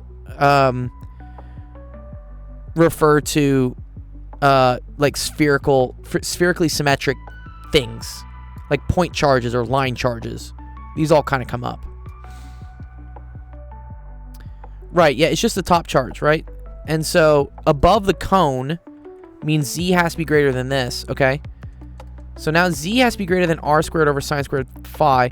Z is equal to r cosine phi. So we know that r cosine phi has to be greater than or equal to sine squared phi. Okay. I wonder if I can, like, divide some stuff here.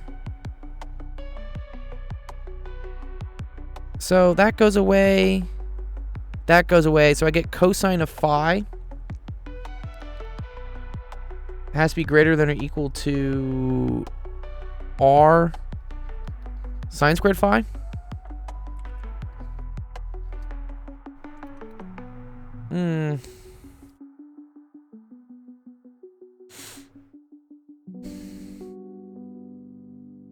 Oh, sorry.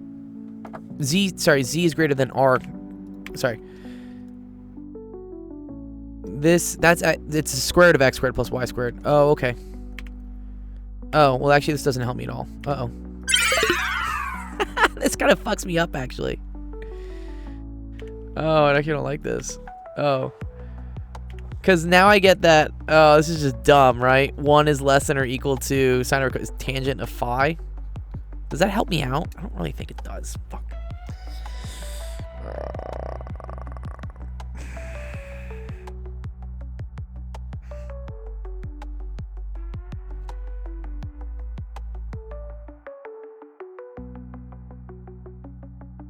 Yeah, but don't worry about what this is. Don't worry about this. We are just trying to describe the space in spherical coordinates.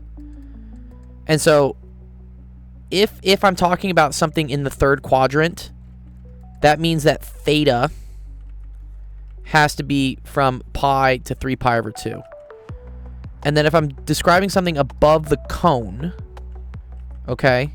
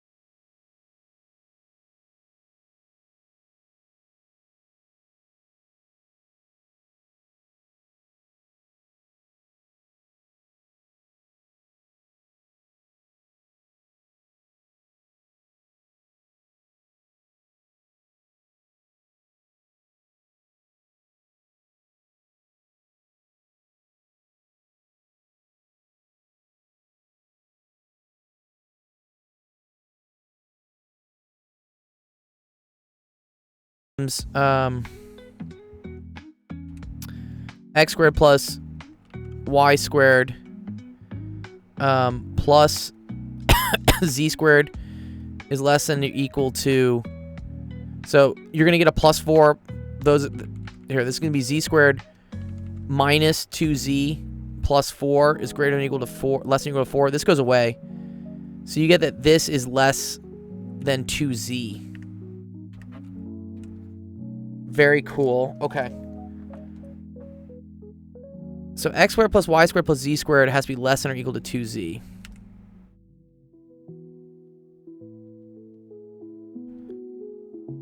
And then remember, x squared plus y squared is the same thing as r squared sine phi.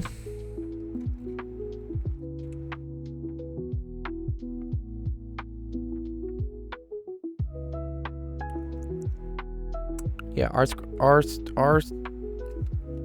squared sine squared phi. Z, it's gonna be r squared cosine squared phi.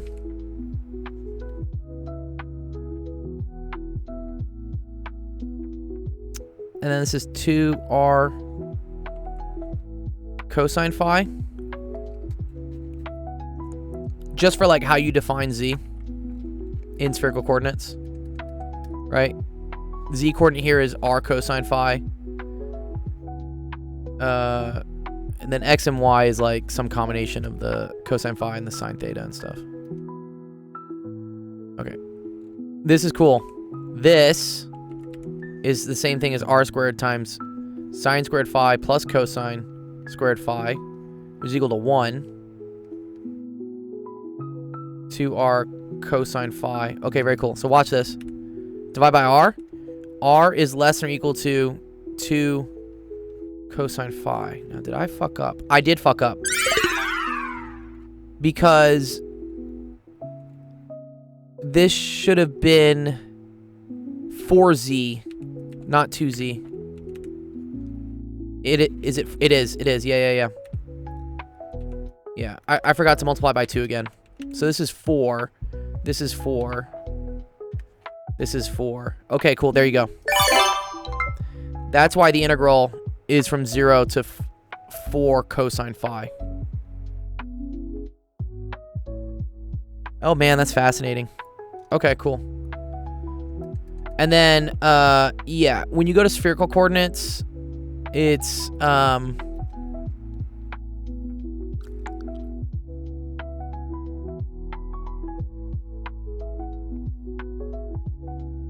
I think you have to change dv. So one sec. So dv in spherical. Yeah, this is it.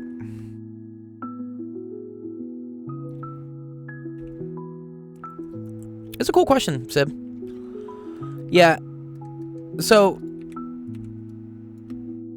you have to add some other things here. So it has to be r squared sine phi. That's just for the dv.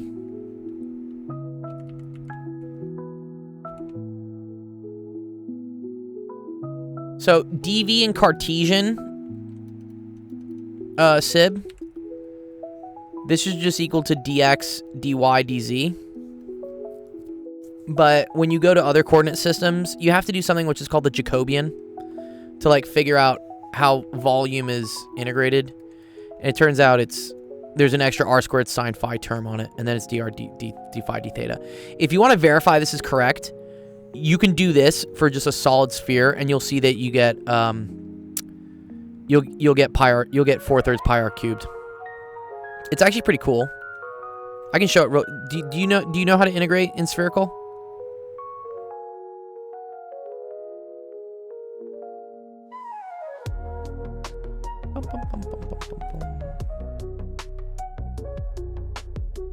You don't? Okay, let me show it to you real quick. So, you know, right? Let's say I wanted to just integrate like a square. Here, this will be a good primer for you guys watching. That this is a little bit more basic. We're gonna just do 2D integration. Okay. So,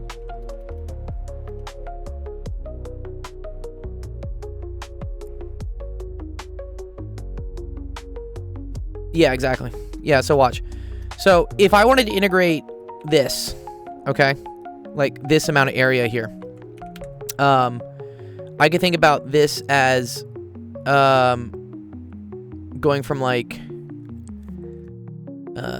let's make this X, let's make this Y, and then let's have this go from like A, and then let's make this B, okay? You could write this as two integrals, a double integral, if you wanted like the surface area of this, right?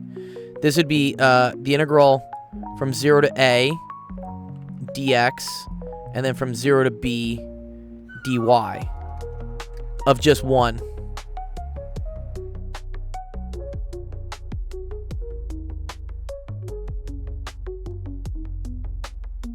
Pure mathematics is beautiful because it's not applied. It happens sometimes, Motion. Okay, but watch what happens. So when you integrate just 1 dx, you just get x, right? So then that becomes 0 to b of just x evaluated from 0 to a dy. And then this is just going to be a minus 0, so it's just going to be a. So then you have the integral from 0 to b of a dy. Integrate this, you're going to get ay from 0 to b, which is going to just equal to ab. Yes. This right here, right, is just the area of a square, right? Width times height, a times b. That's where that comes from, okay? Extend this out now to a cube. Let's go up to 3D. Okay. So let's say, I don't know, something like this.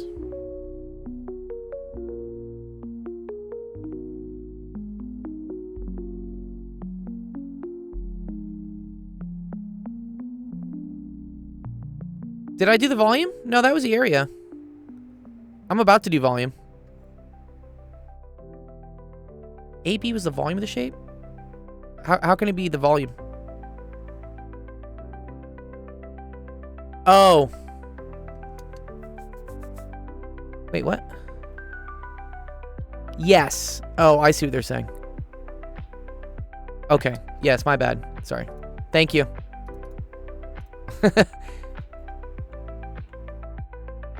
Yes, yes, thank you. Yeah. Yeah, I just wanted to do dx dy. I get it. I set my z just equal to height 1. Okay. Maybe I think this is what I actually wanted to show. I was confused there for a second because I'm like, wait, I actually only need like one integral to get area, right? Don't I? Yeah. Okay, let's say it's not height 1. Let's say this thing has a height c, a width a here, and I don't know, like a length b.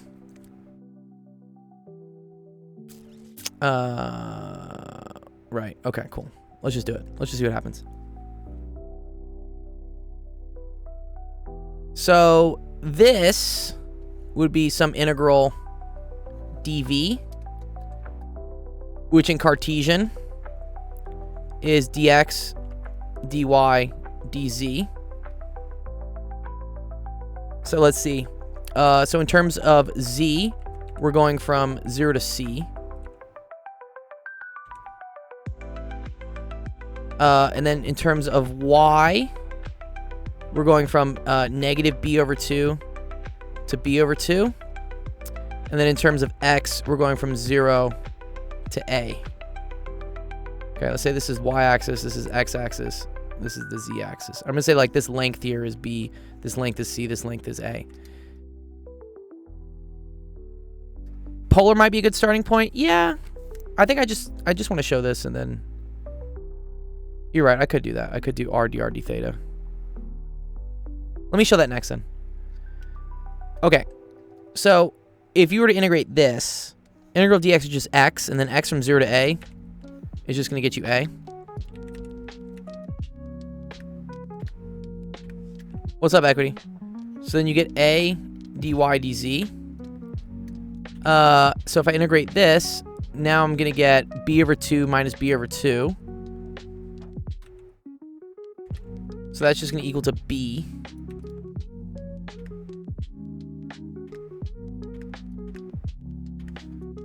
So now you have a, b, dz, and then do another integral. You're going to get abc. And that is the same thing as the volume of a rectangular prison. Okay, this is all done in Cartesian. Let's do things in polar, which I kind of do like. I like what Jeff was implying there.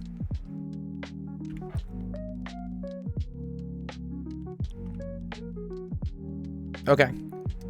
So if you wanted to integrate this in terms of Cartesian, this is kind of a mess, right? So a nicer way to do this would be to think about, okay, let's consider that instead of, you know, going over an x and then like integrating in y, which is like the square root of 1 minus x squared or whatever, I could think about taking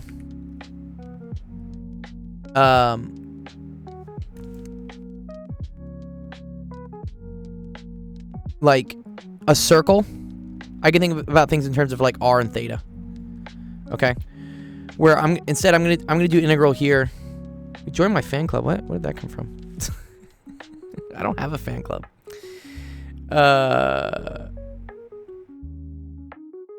Oh. Yes. Okay. Watch. Yeah. Okay. Sorry. I'm not gonna do volume yet. I'm just gonna do area. The Gold Club. Yes. The other way to do this is to do this as RD theta. Where does this come from again, Jeff?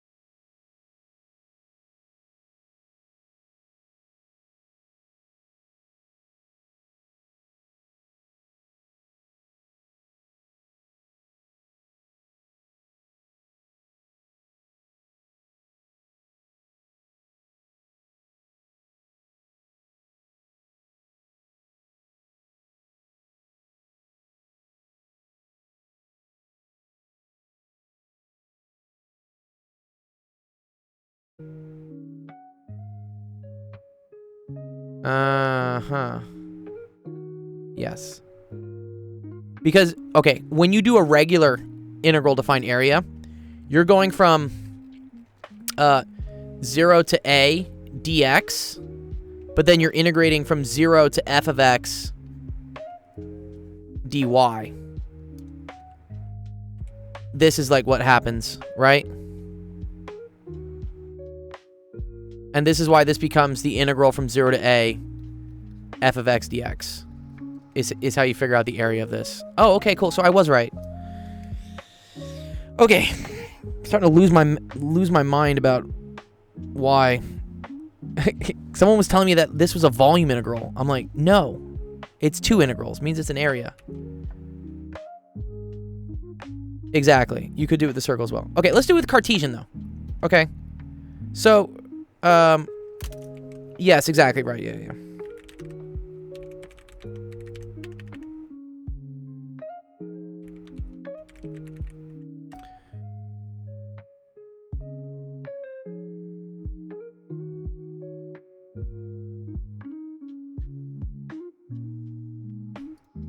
Okay.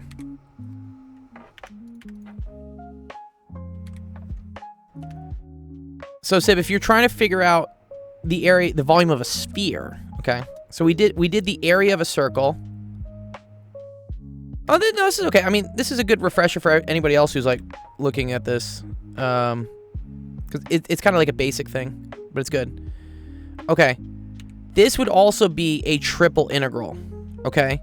Which dv, this could be expressed as like dx, dy, dz, but then it becomes a real mess to describe what your bounds are on x, y, and z as you try to integrate over this like curved surface, which is Jeff's favorite.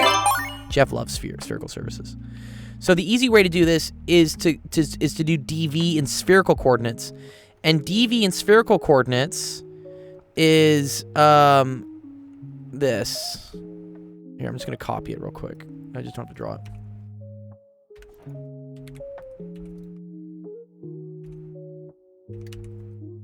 This is now spherical coordinates. So this whole thing here,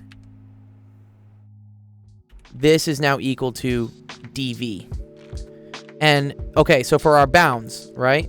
So phi, which describes the angle from the z-axis, that's going to go from 0 all the way down to pi over 2. Then theta is going to whip around like horizontally. And that's going to go from 0 all the way back to 2 pi. And then r will go from 0 radius out to like wherever out it is. Yeah, exactly. Yes, exactly. Yeah. Except we did surface area there, I think. This is volume.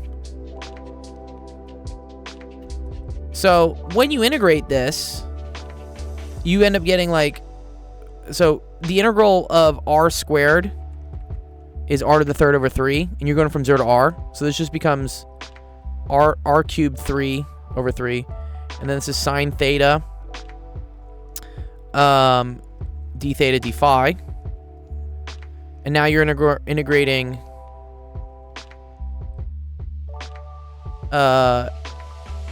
d theta. Well, d theta is just going to pop out a theta. Okay. Which, going from 0 to 2 pi,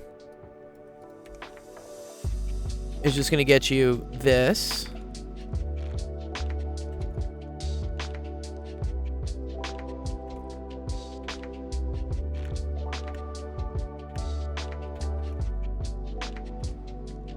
And now finally, integrating sine phi d phi is going to get you negative cosine, right? Wait, derivative. No, it should give you negative cosine, right? Oh, wait. I don't want my volume to be negative, though. What? Excuse me?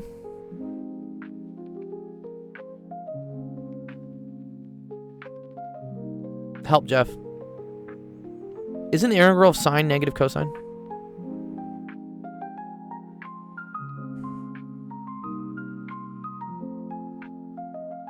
Oh, it's negative for the integral? That's ugly.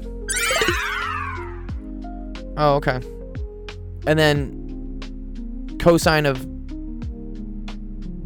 Oh. Yes. Oh, no. No, it works. It works. It works. Watch what happens. So you get r cubed over 3, 2 pi, and then it's negative cosine of phi. But then it's evaluated from 0 to pi over 2. Yes, exactly. So when you plug this in, cosine of pi over 2 is 0. But then it's minus, minus. That's where the plus comes out. And it's just 1. Wait, no, wait. Yeah, wait. Cosine of pi over 2 is 0. Which is 1.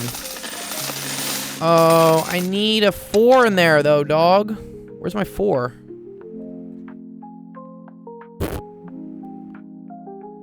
Where'd my 4 go?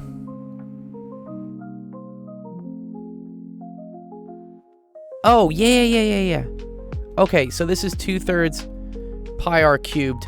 Yes. That's for the top half. Yes, that's only... Okay. If I'd set my phi to go from negative pi over 2 to pi over 2, that would have been the whole volume. And that would give you 4/3 pi r cubed. Aha! Okay, see, I'm remembering things too. There we go. And that's the volume of a cube. But the key thing here is when doing volume integrals in spherical, you need to use this special thing. Which, again, I think comes from the Jacobian, is what it's called. Okay, so let's try to, like, just do this integral real quick. So, I don't know why they're splitting it up all weird like that. But, okay, we had this. And then let's look at what things here. All right, so x is the same thing as r cosine theta sine phi. So this was our dv term. Let's put this way over here. So x is r cosine theta sine phi.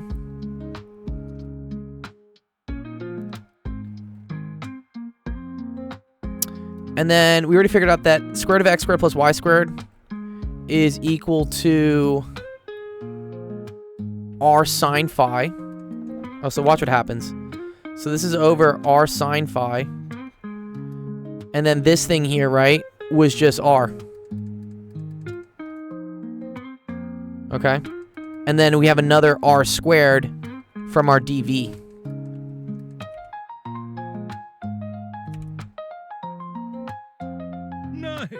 So this right here, this was our function. And then this right here was dv. Where this right here is... This is like f. This was f of x, y, z. And then we used our switch of coordinates to get to this. This is really nice. Because look at this, right? R times r over r squared. This all goes away. Love this. Bing, bing, bing. Goodbye. Sine theta over sine phi cancels. So then you have a really nice... You have a much nicer integral to deal with here. So we just have... Exactly. It's r cosine theta sine phi.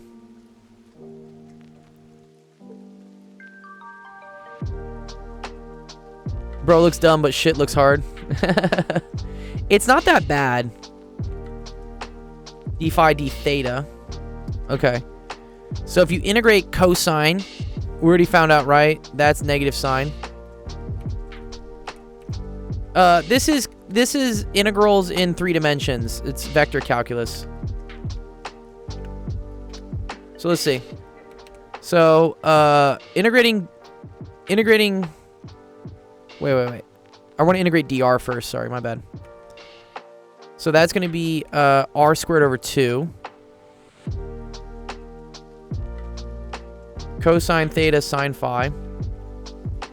D phi d theta. And then this is evaluated from 0 to 4 cosine phi. Okay, cool. So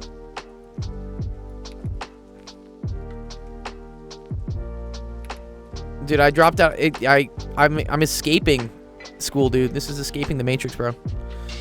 Okay. So if you plug this in, you get 16 cosine squared phi over 2, so that's 8 cosine squared phi times the sine phi. Okay. So you have 8 sine phi, and then that's going to be cosine squared phi.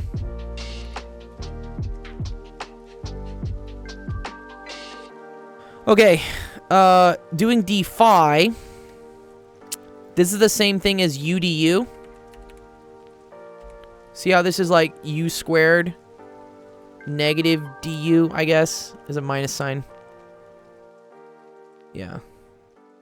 So then that becomes, so the integral of u squared, negative u squared du is going to become u to the third over 3.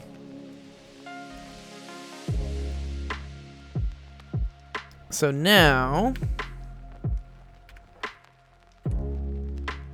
you have 8 cosine theta. There's a minus sign now out front.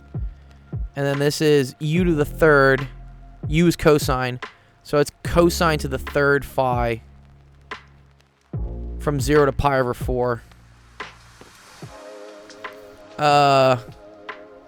Cosine of pi over 4 is equal to square root of 2 over 2. So cubing that, you get, so whatever, to the third you get 2 square root of 2 over 8, which is the square root of 2 over 4. Okay. And then it's minus cosine of 0.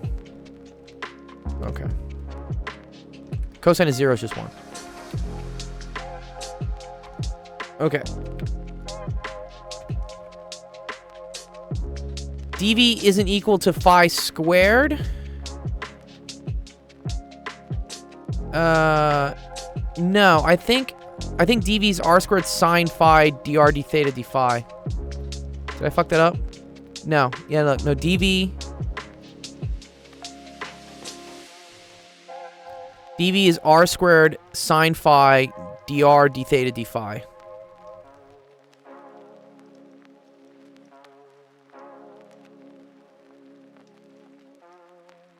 Yeah. Okay, so then this is going to be square root of 2 over 4 minus 1. Oh, and we already did this one. Okay, cool. And now we're just left with d theta. And the integral of cosine is negative sine. Uh-huh.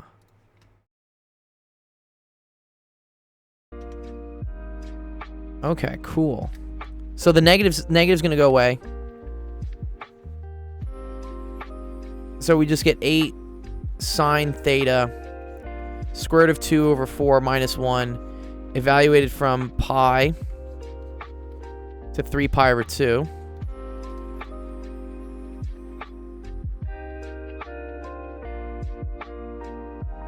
So sine of 3 pi over 2 is negative 1. Sine of pi is 0. Okay, so I have 8 times negative 1 times square root of 2 over 4 minus 1. So what is that? Multiply the 8 through, you get... here, I'm going to have the minus sign, like, switch that. I have 8 minus 8 over 4 root 2. 8 minus 2 root 2. Is that the answer?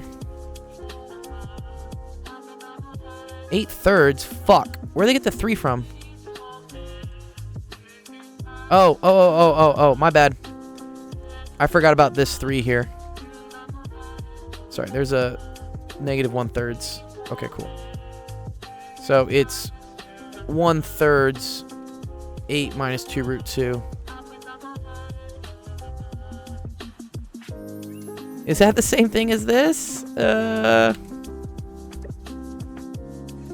Okay, 1 sec. That's 1/3 8 minus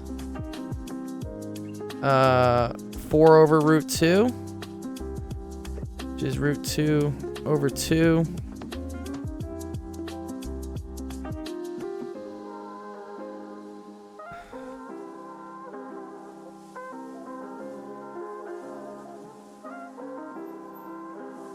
Wait, sorry. 4 over root 2. Root 2 over 2. Oh yeah, 8 minus 2 root 2. So I think is what we got, yeah? Oh, it is. Nice. We did it. Woo.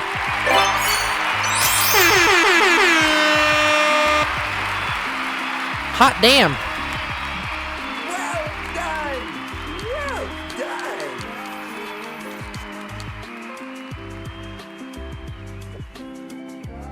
That's a cool question, Sib. Yeah, you're very welcome. What a mess. But I like it.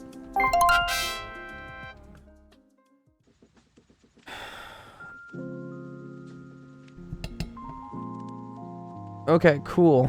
What's up, Equity? Equity, you hanging around? Now cylindrical coordinates. Make it slightly tougher.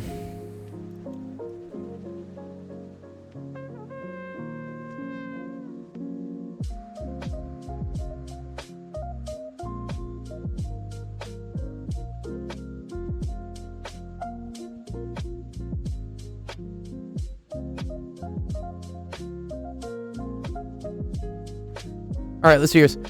What do they want us to do with this, Equity? Equita. I see a matrix.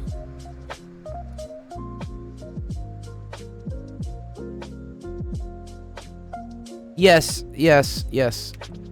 They want us to find the inverse of this? Wow.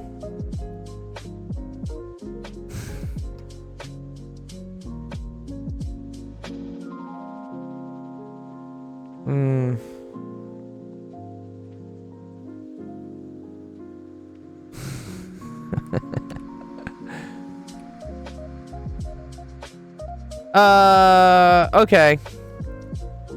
The way to find the inverse of these matrices is to augment them. So, yeah, Gaussian elimination, yeah. But it's a pain in the ass to deal with. So you have like 1, 6, 3, minus 3.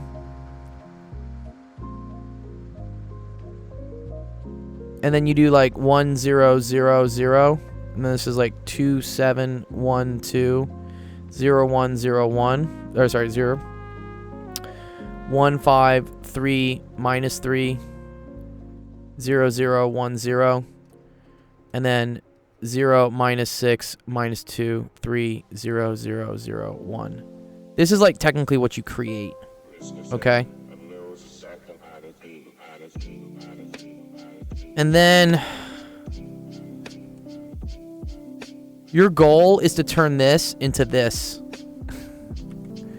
And then when you do it, when you turn this into this, whatever's left here is your inverse. Exactly, Motion. Does your teacher just like hate you? Like, are you supposed to find this by hand? It's a huge bitch.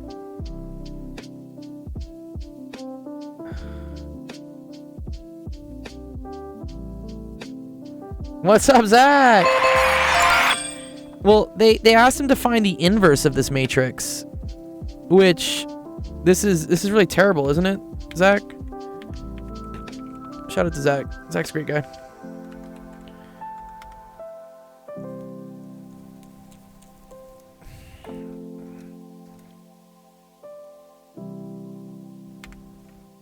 What's up, Meeson? I had one of those on a final exam for my linear algebra class in undergraduate. Really? Okay. I can tell you the process. I'm not going to do it because it would take forever. Ooh, Zach, does something just look? Does it look really nice? Yeah. So, yeah, you have to do row operations to turn this into an identity matrix. Which, for instance, you know, you'd have to. Okay, so R1 minus R2 minus R3 is now equal to R3. Okay. So let's see what that would become, right?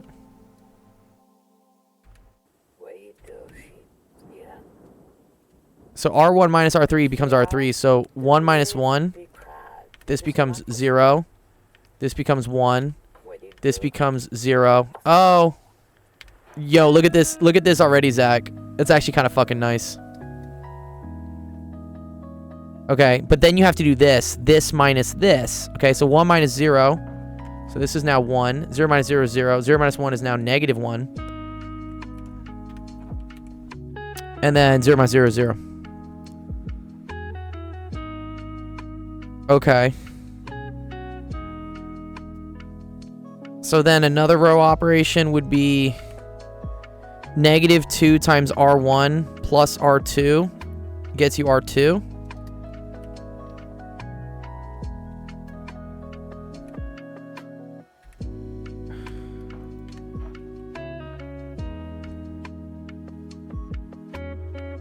Okay. So negative 2 plus 2, 0. Negative 12 plus 7, negative 5. Negative 6 plus 1, negative 5. 6 plus 2, 8. Negative 2 times 1 plus this. This is now negative 2. This is still 1. 0, 0, 0. Okay, cool.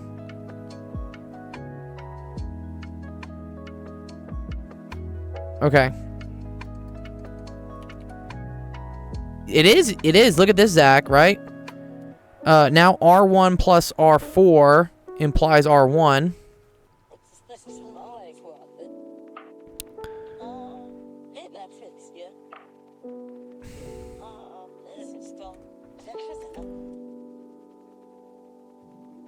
So adding this to this now becomes 0. This becomes 1. This becomes 0. Adding this to this now just changes to a 1. This is a 0.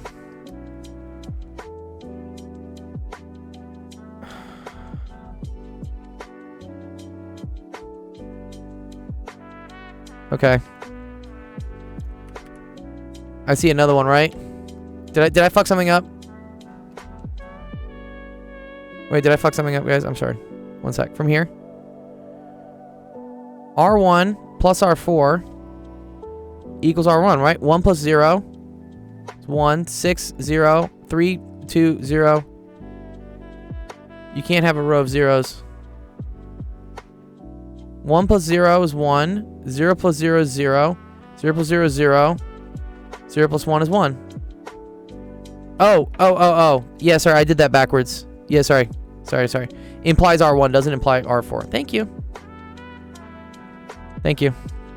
Okay. Yeah, okay. Yeah, the last one I did. This is why these are tricky. Now, here's a really cool thing. Watch. If I add negative 1 of this to this. So here's what we're doing. We're snaking down this way. Actually, I think we were supposed to do like this. I think I fucked up. But I'm just we can always switch rows later if we want. But if I do negative R4 plus R2 equals R2, use a different color actually, sorry. Negative R4 plus R2 now implies R2. Watch what happens.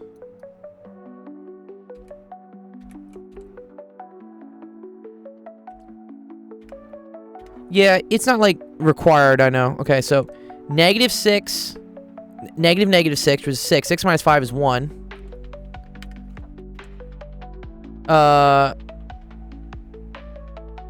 2 2 minus 5 is negative 3. Negative 3 plus 8 is 5. What's the difference between you and a light bulb? I don't know. Is it something where like something gets screwed or something?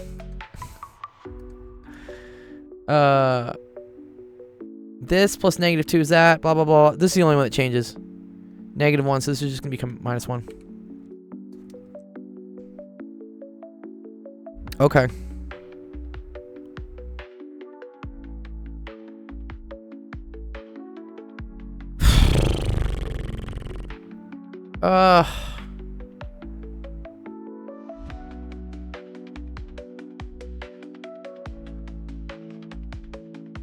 I think we're close though, gents. No? I get a feeling like this and this are gonna cancel out somehow.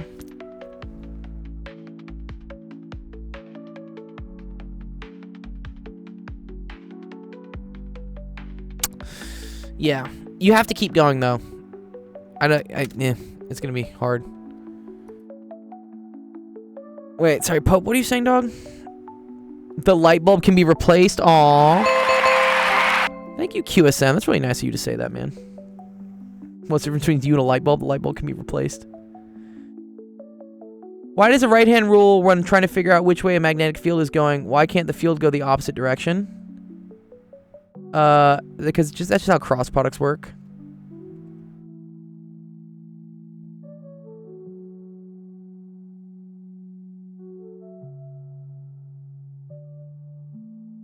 Yeah. It's just, yeah, like, the field is a vector moving up. Yeah, but fields have, like, there's a convention, like, if charge is moving up or down. Or, like current, right, is technically negative particles moving to the left or something. Where does it get the left-hand force? Where's about left-hand force? Are you talking about F equals QVB?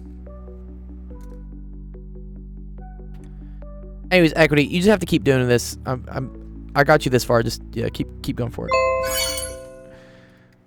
It's a mess. It actually worked out pretty nicely up to here. Can I send you the work? Yeah, I can send it to you. What is this for, by the way? Is this your class?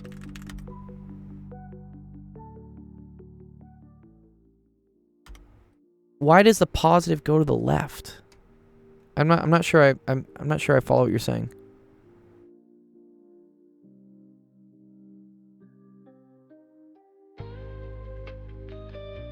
I know the right-hand rule, yes.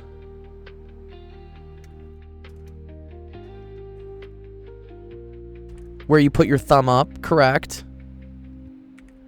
So if you have current that's going this direction, by the right-hand rule, that creates a magnetic field that does this, right?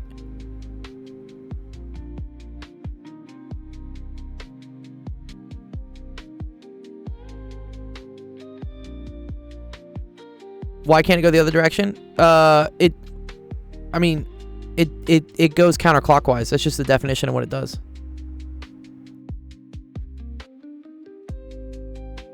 Are you asking why does the magnetic field not go this? I mean, the magnetic field can go that way if you pointed the current in the other direction.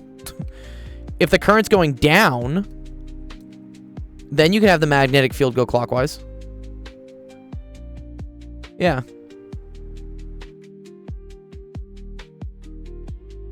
Why does it go clockwise when it goes up? No, it goes counterclockwise when it goes up. Why can't it go the other way when going up? I mean, it's just definition. It's just how a cross product works. Because, I don't know, like, curl B it's because of this. Like, the curl of B is equal to mu naught I. So, it can only go in one direction. Can't go in both. This is a cross product. This is where the right-hand rule comes from. If you want to like look into it.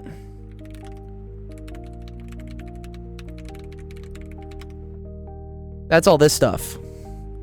That trick you do with your finger and your thumb and curling, it's a hack.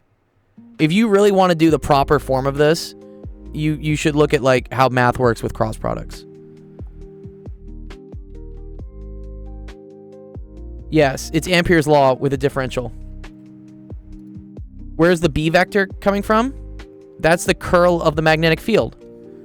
That measures like how much something like spins around something. How does an electric field going up make a vector going to the left like that? By Ampere's law. Here, if you want to look, yeah.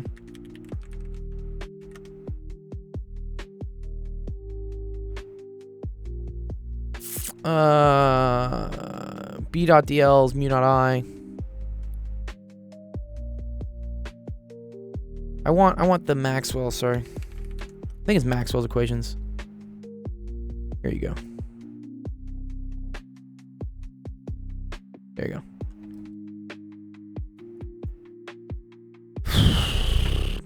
No, Ampere's law is, yeah, the two wires are attracted to each other. That has to do with QVB. That's a different thing. That's because the magnetic field created by one wire creates a force on a... Anytime a current is in the presence of a magnetic field, there's a QVB force that pulls it in the direction of QV cross B. Yeah, but this is what I was talking about. What's Ampere's circuital law showing then? I don't know. Well, you're saying a bunch of things here.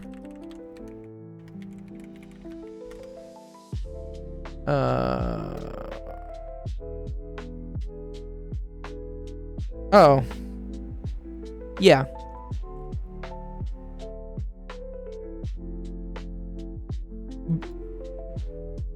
Pope, because it has to run in a direction. It can't run in two directions at the same time.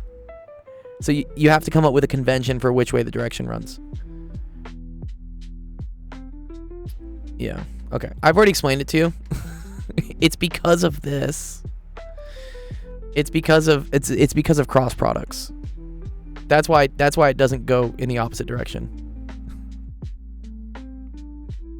It's like, you know, what? Okay. Well, it's because that's how it is. Like, it's binary. It's binary. It can either be one thing or the other. It can't be both at the same time. You know? It's either yes or no. It's either left or right. And whether it's left or right depends on your sign convention and like what you have a cross product being. Why can't it be the other? It can't be both at the same time.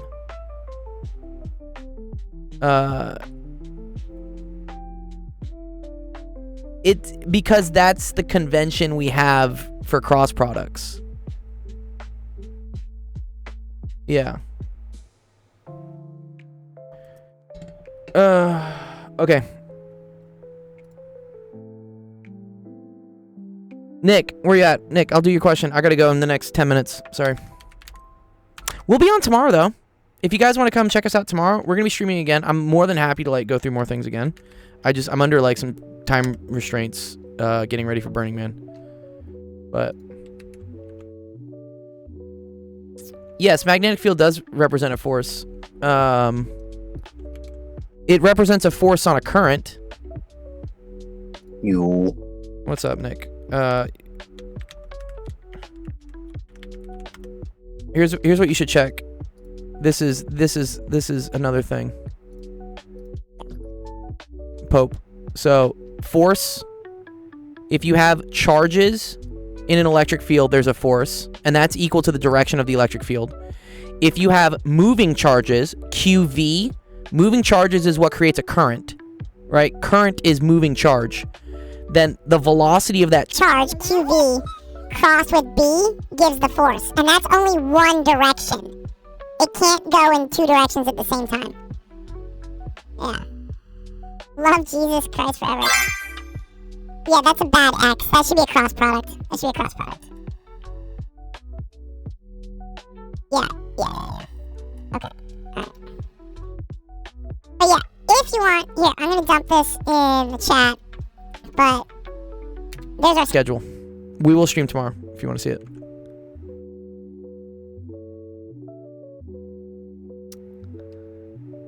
Okay.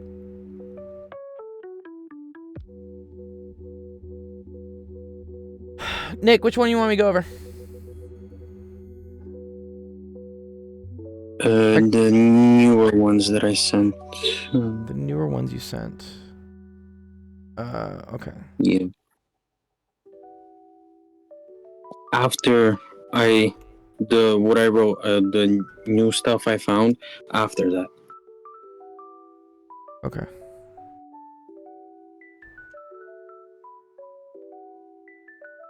What did we do?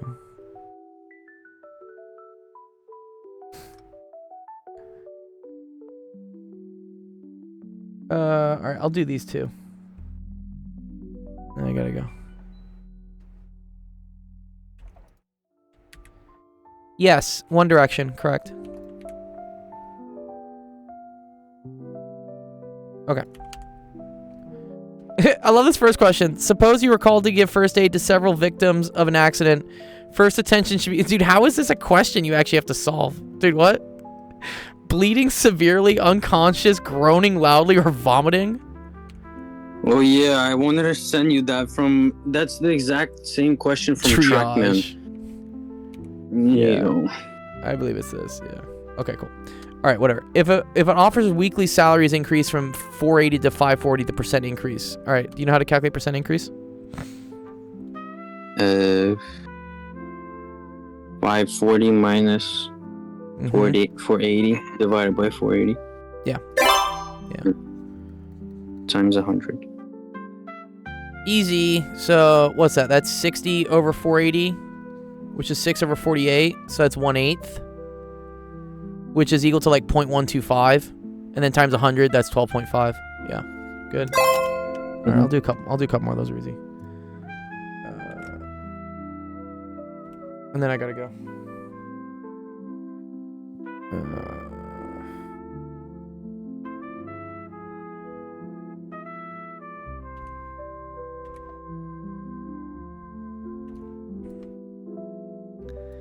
Okay, suppose that 1/2. Sorry, let me make sure I'm not missing any text from these people.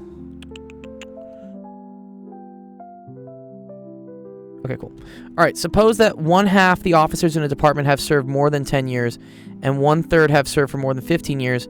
What fraction of officers have served between 10 and 15? Okay. This was a similar question.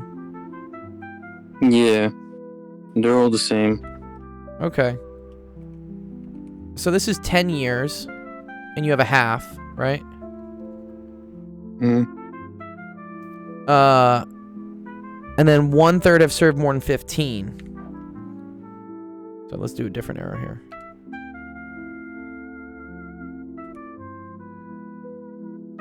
This is 1/3. So between 10 and 15 is here. So that's going to be the whole 1/2 minus 1/3. So that's 1/2 minus 1/3. That's 3 over 6 minus 2 over 6. 1 over 6. Choice C. Cool. In a city prison, there are 4 floors. The top floor houses a quarter.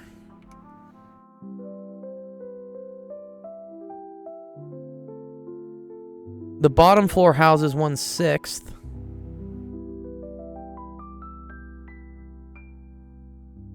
One-third are housed on the second floor.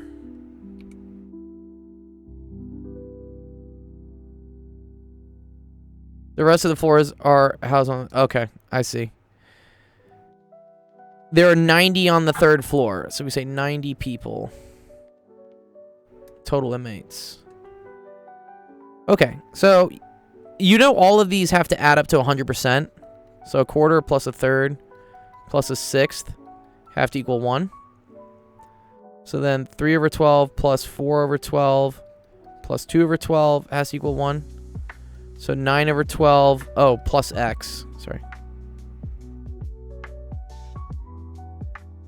Oh, so that means this is 3 over 12. Which is 1/4, I guess, yeah. That doesn't make any sense. Sorry, 1 sec. 1/4, 3 over 12 plus 4 over 12. Oh, that's 7 over 12. Yeah, 7 over 12. 9 over 12. 3 over 12, 1/4.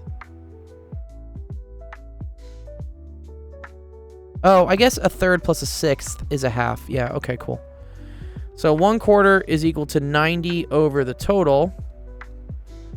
So that means total equals 360.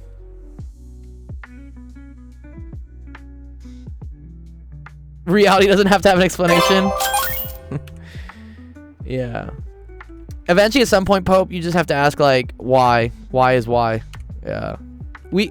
Science requires us to at least, like, make some, you know, assumptions why things are the way they are. Otherwise, we can't, like, build up and figure out more complex things. It's good to ask, like, the underlying questions of, like, well, why is that? You know, what's the... But if you really want to, like, dig deep down into that, you're eventually going to have to get into, like, subatomic particles and, like, quantum shit, which is not helpful when you're trying to understand, you know, what's the force on a wire or how does, like, a DC motor work. So I applaud you wanting to learn more, but at some point, you have to just trust and just believe certain, like, basic fucking things, right? If we start, like, going into, like, why is 1 plus 1 equal to 2, then you could never do calculus. You know, there has to be some point where, like, you're like okay with it. Okay, cool. Good question, Nick.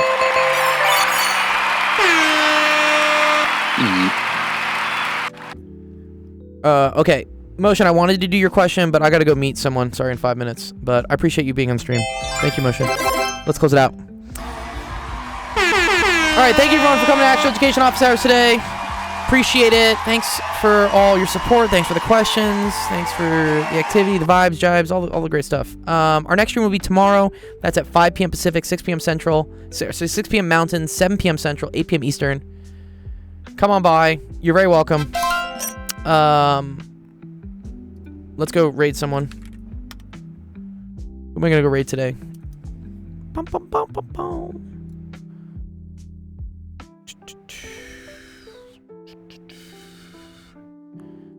Dun, dun. Not many people are, like, doing stuff these days, man. What happened to all the science streamers? Where's that Galaxy river? Galaxy chick? Yeah. What do you mean Galaxy? Sorry. Galaxy guy, the one that some from NASA or something. Oh, Nerduino. Yeah, Nerduino's dope. We like Nerduino. Astros Pori, what's he doing here? I guess he's doing Legos. He looks like he does astronomy stuff. Okay, whatever. Fuck it. I don't care. Okay, you're welcome. All right. Enjoy the rest of your Tuesday. We'll see you tomorrow. Bye. Peace.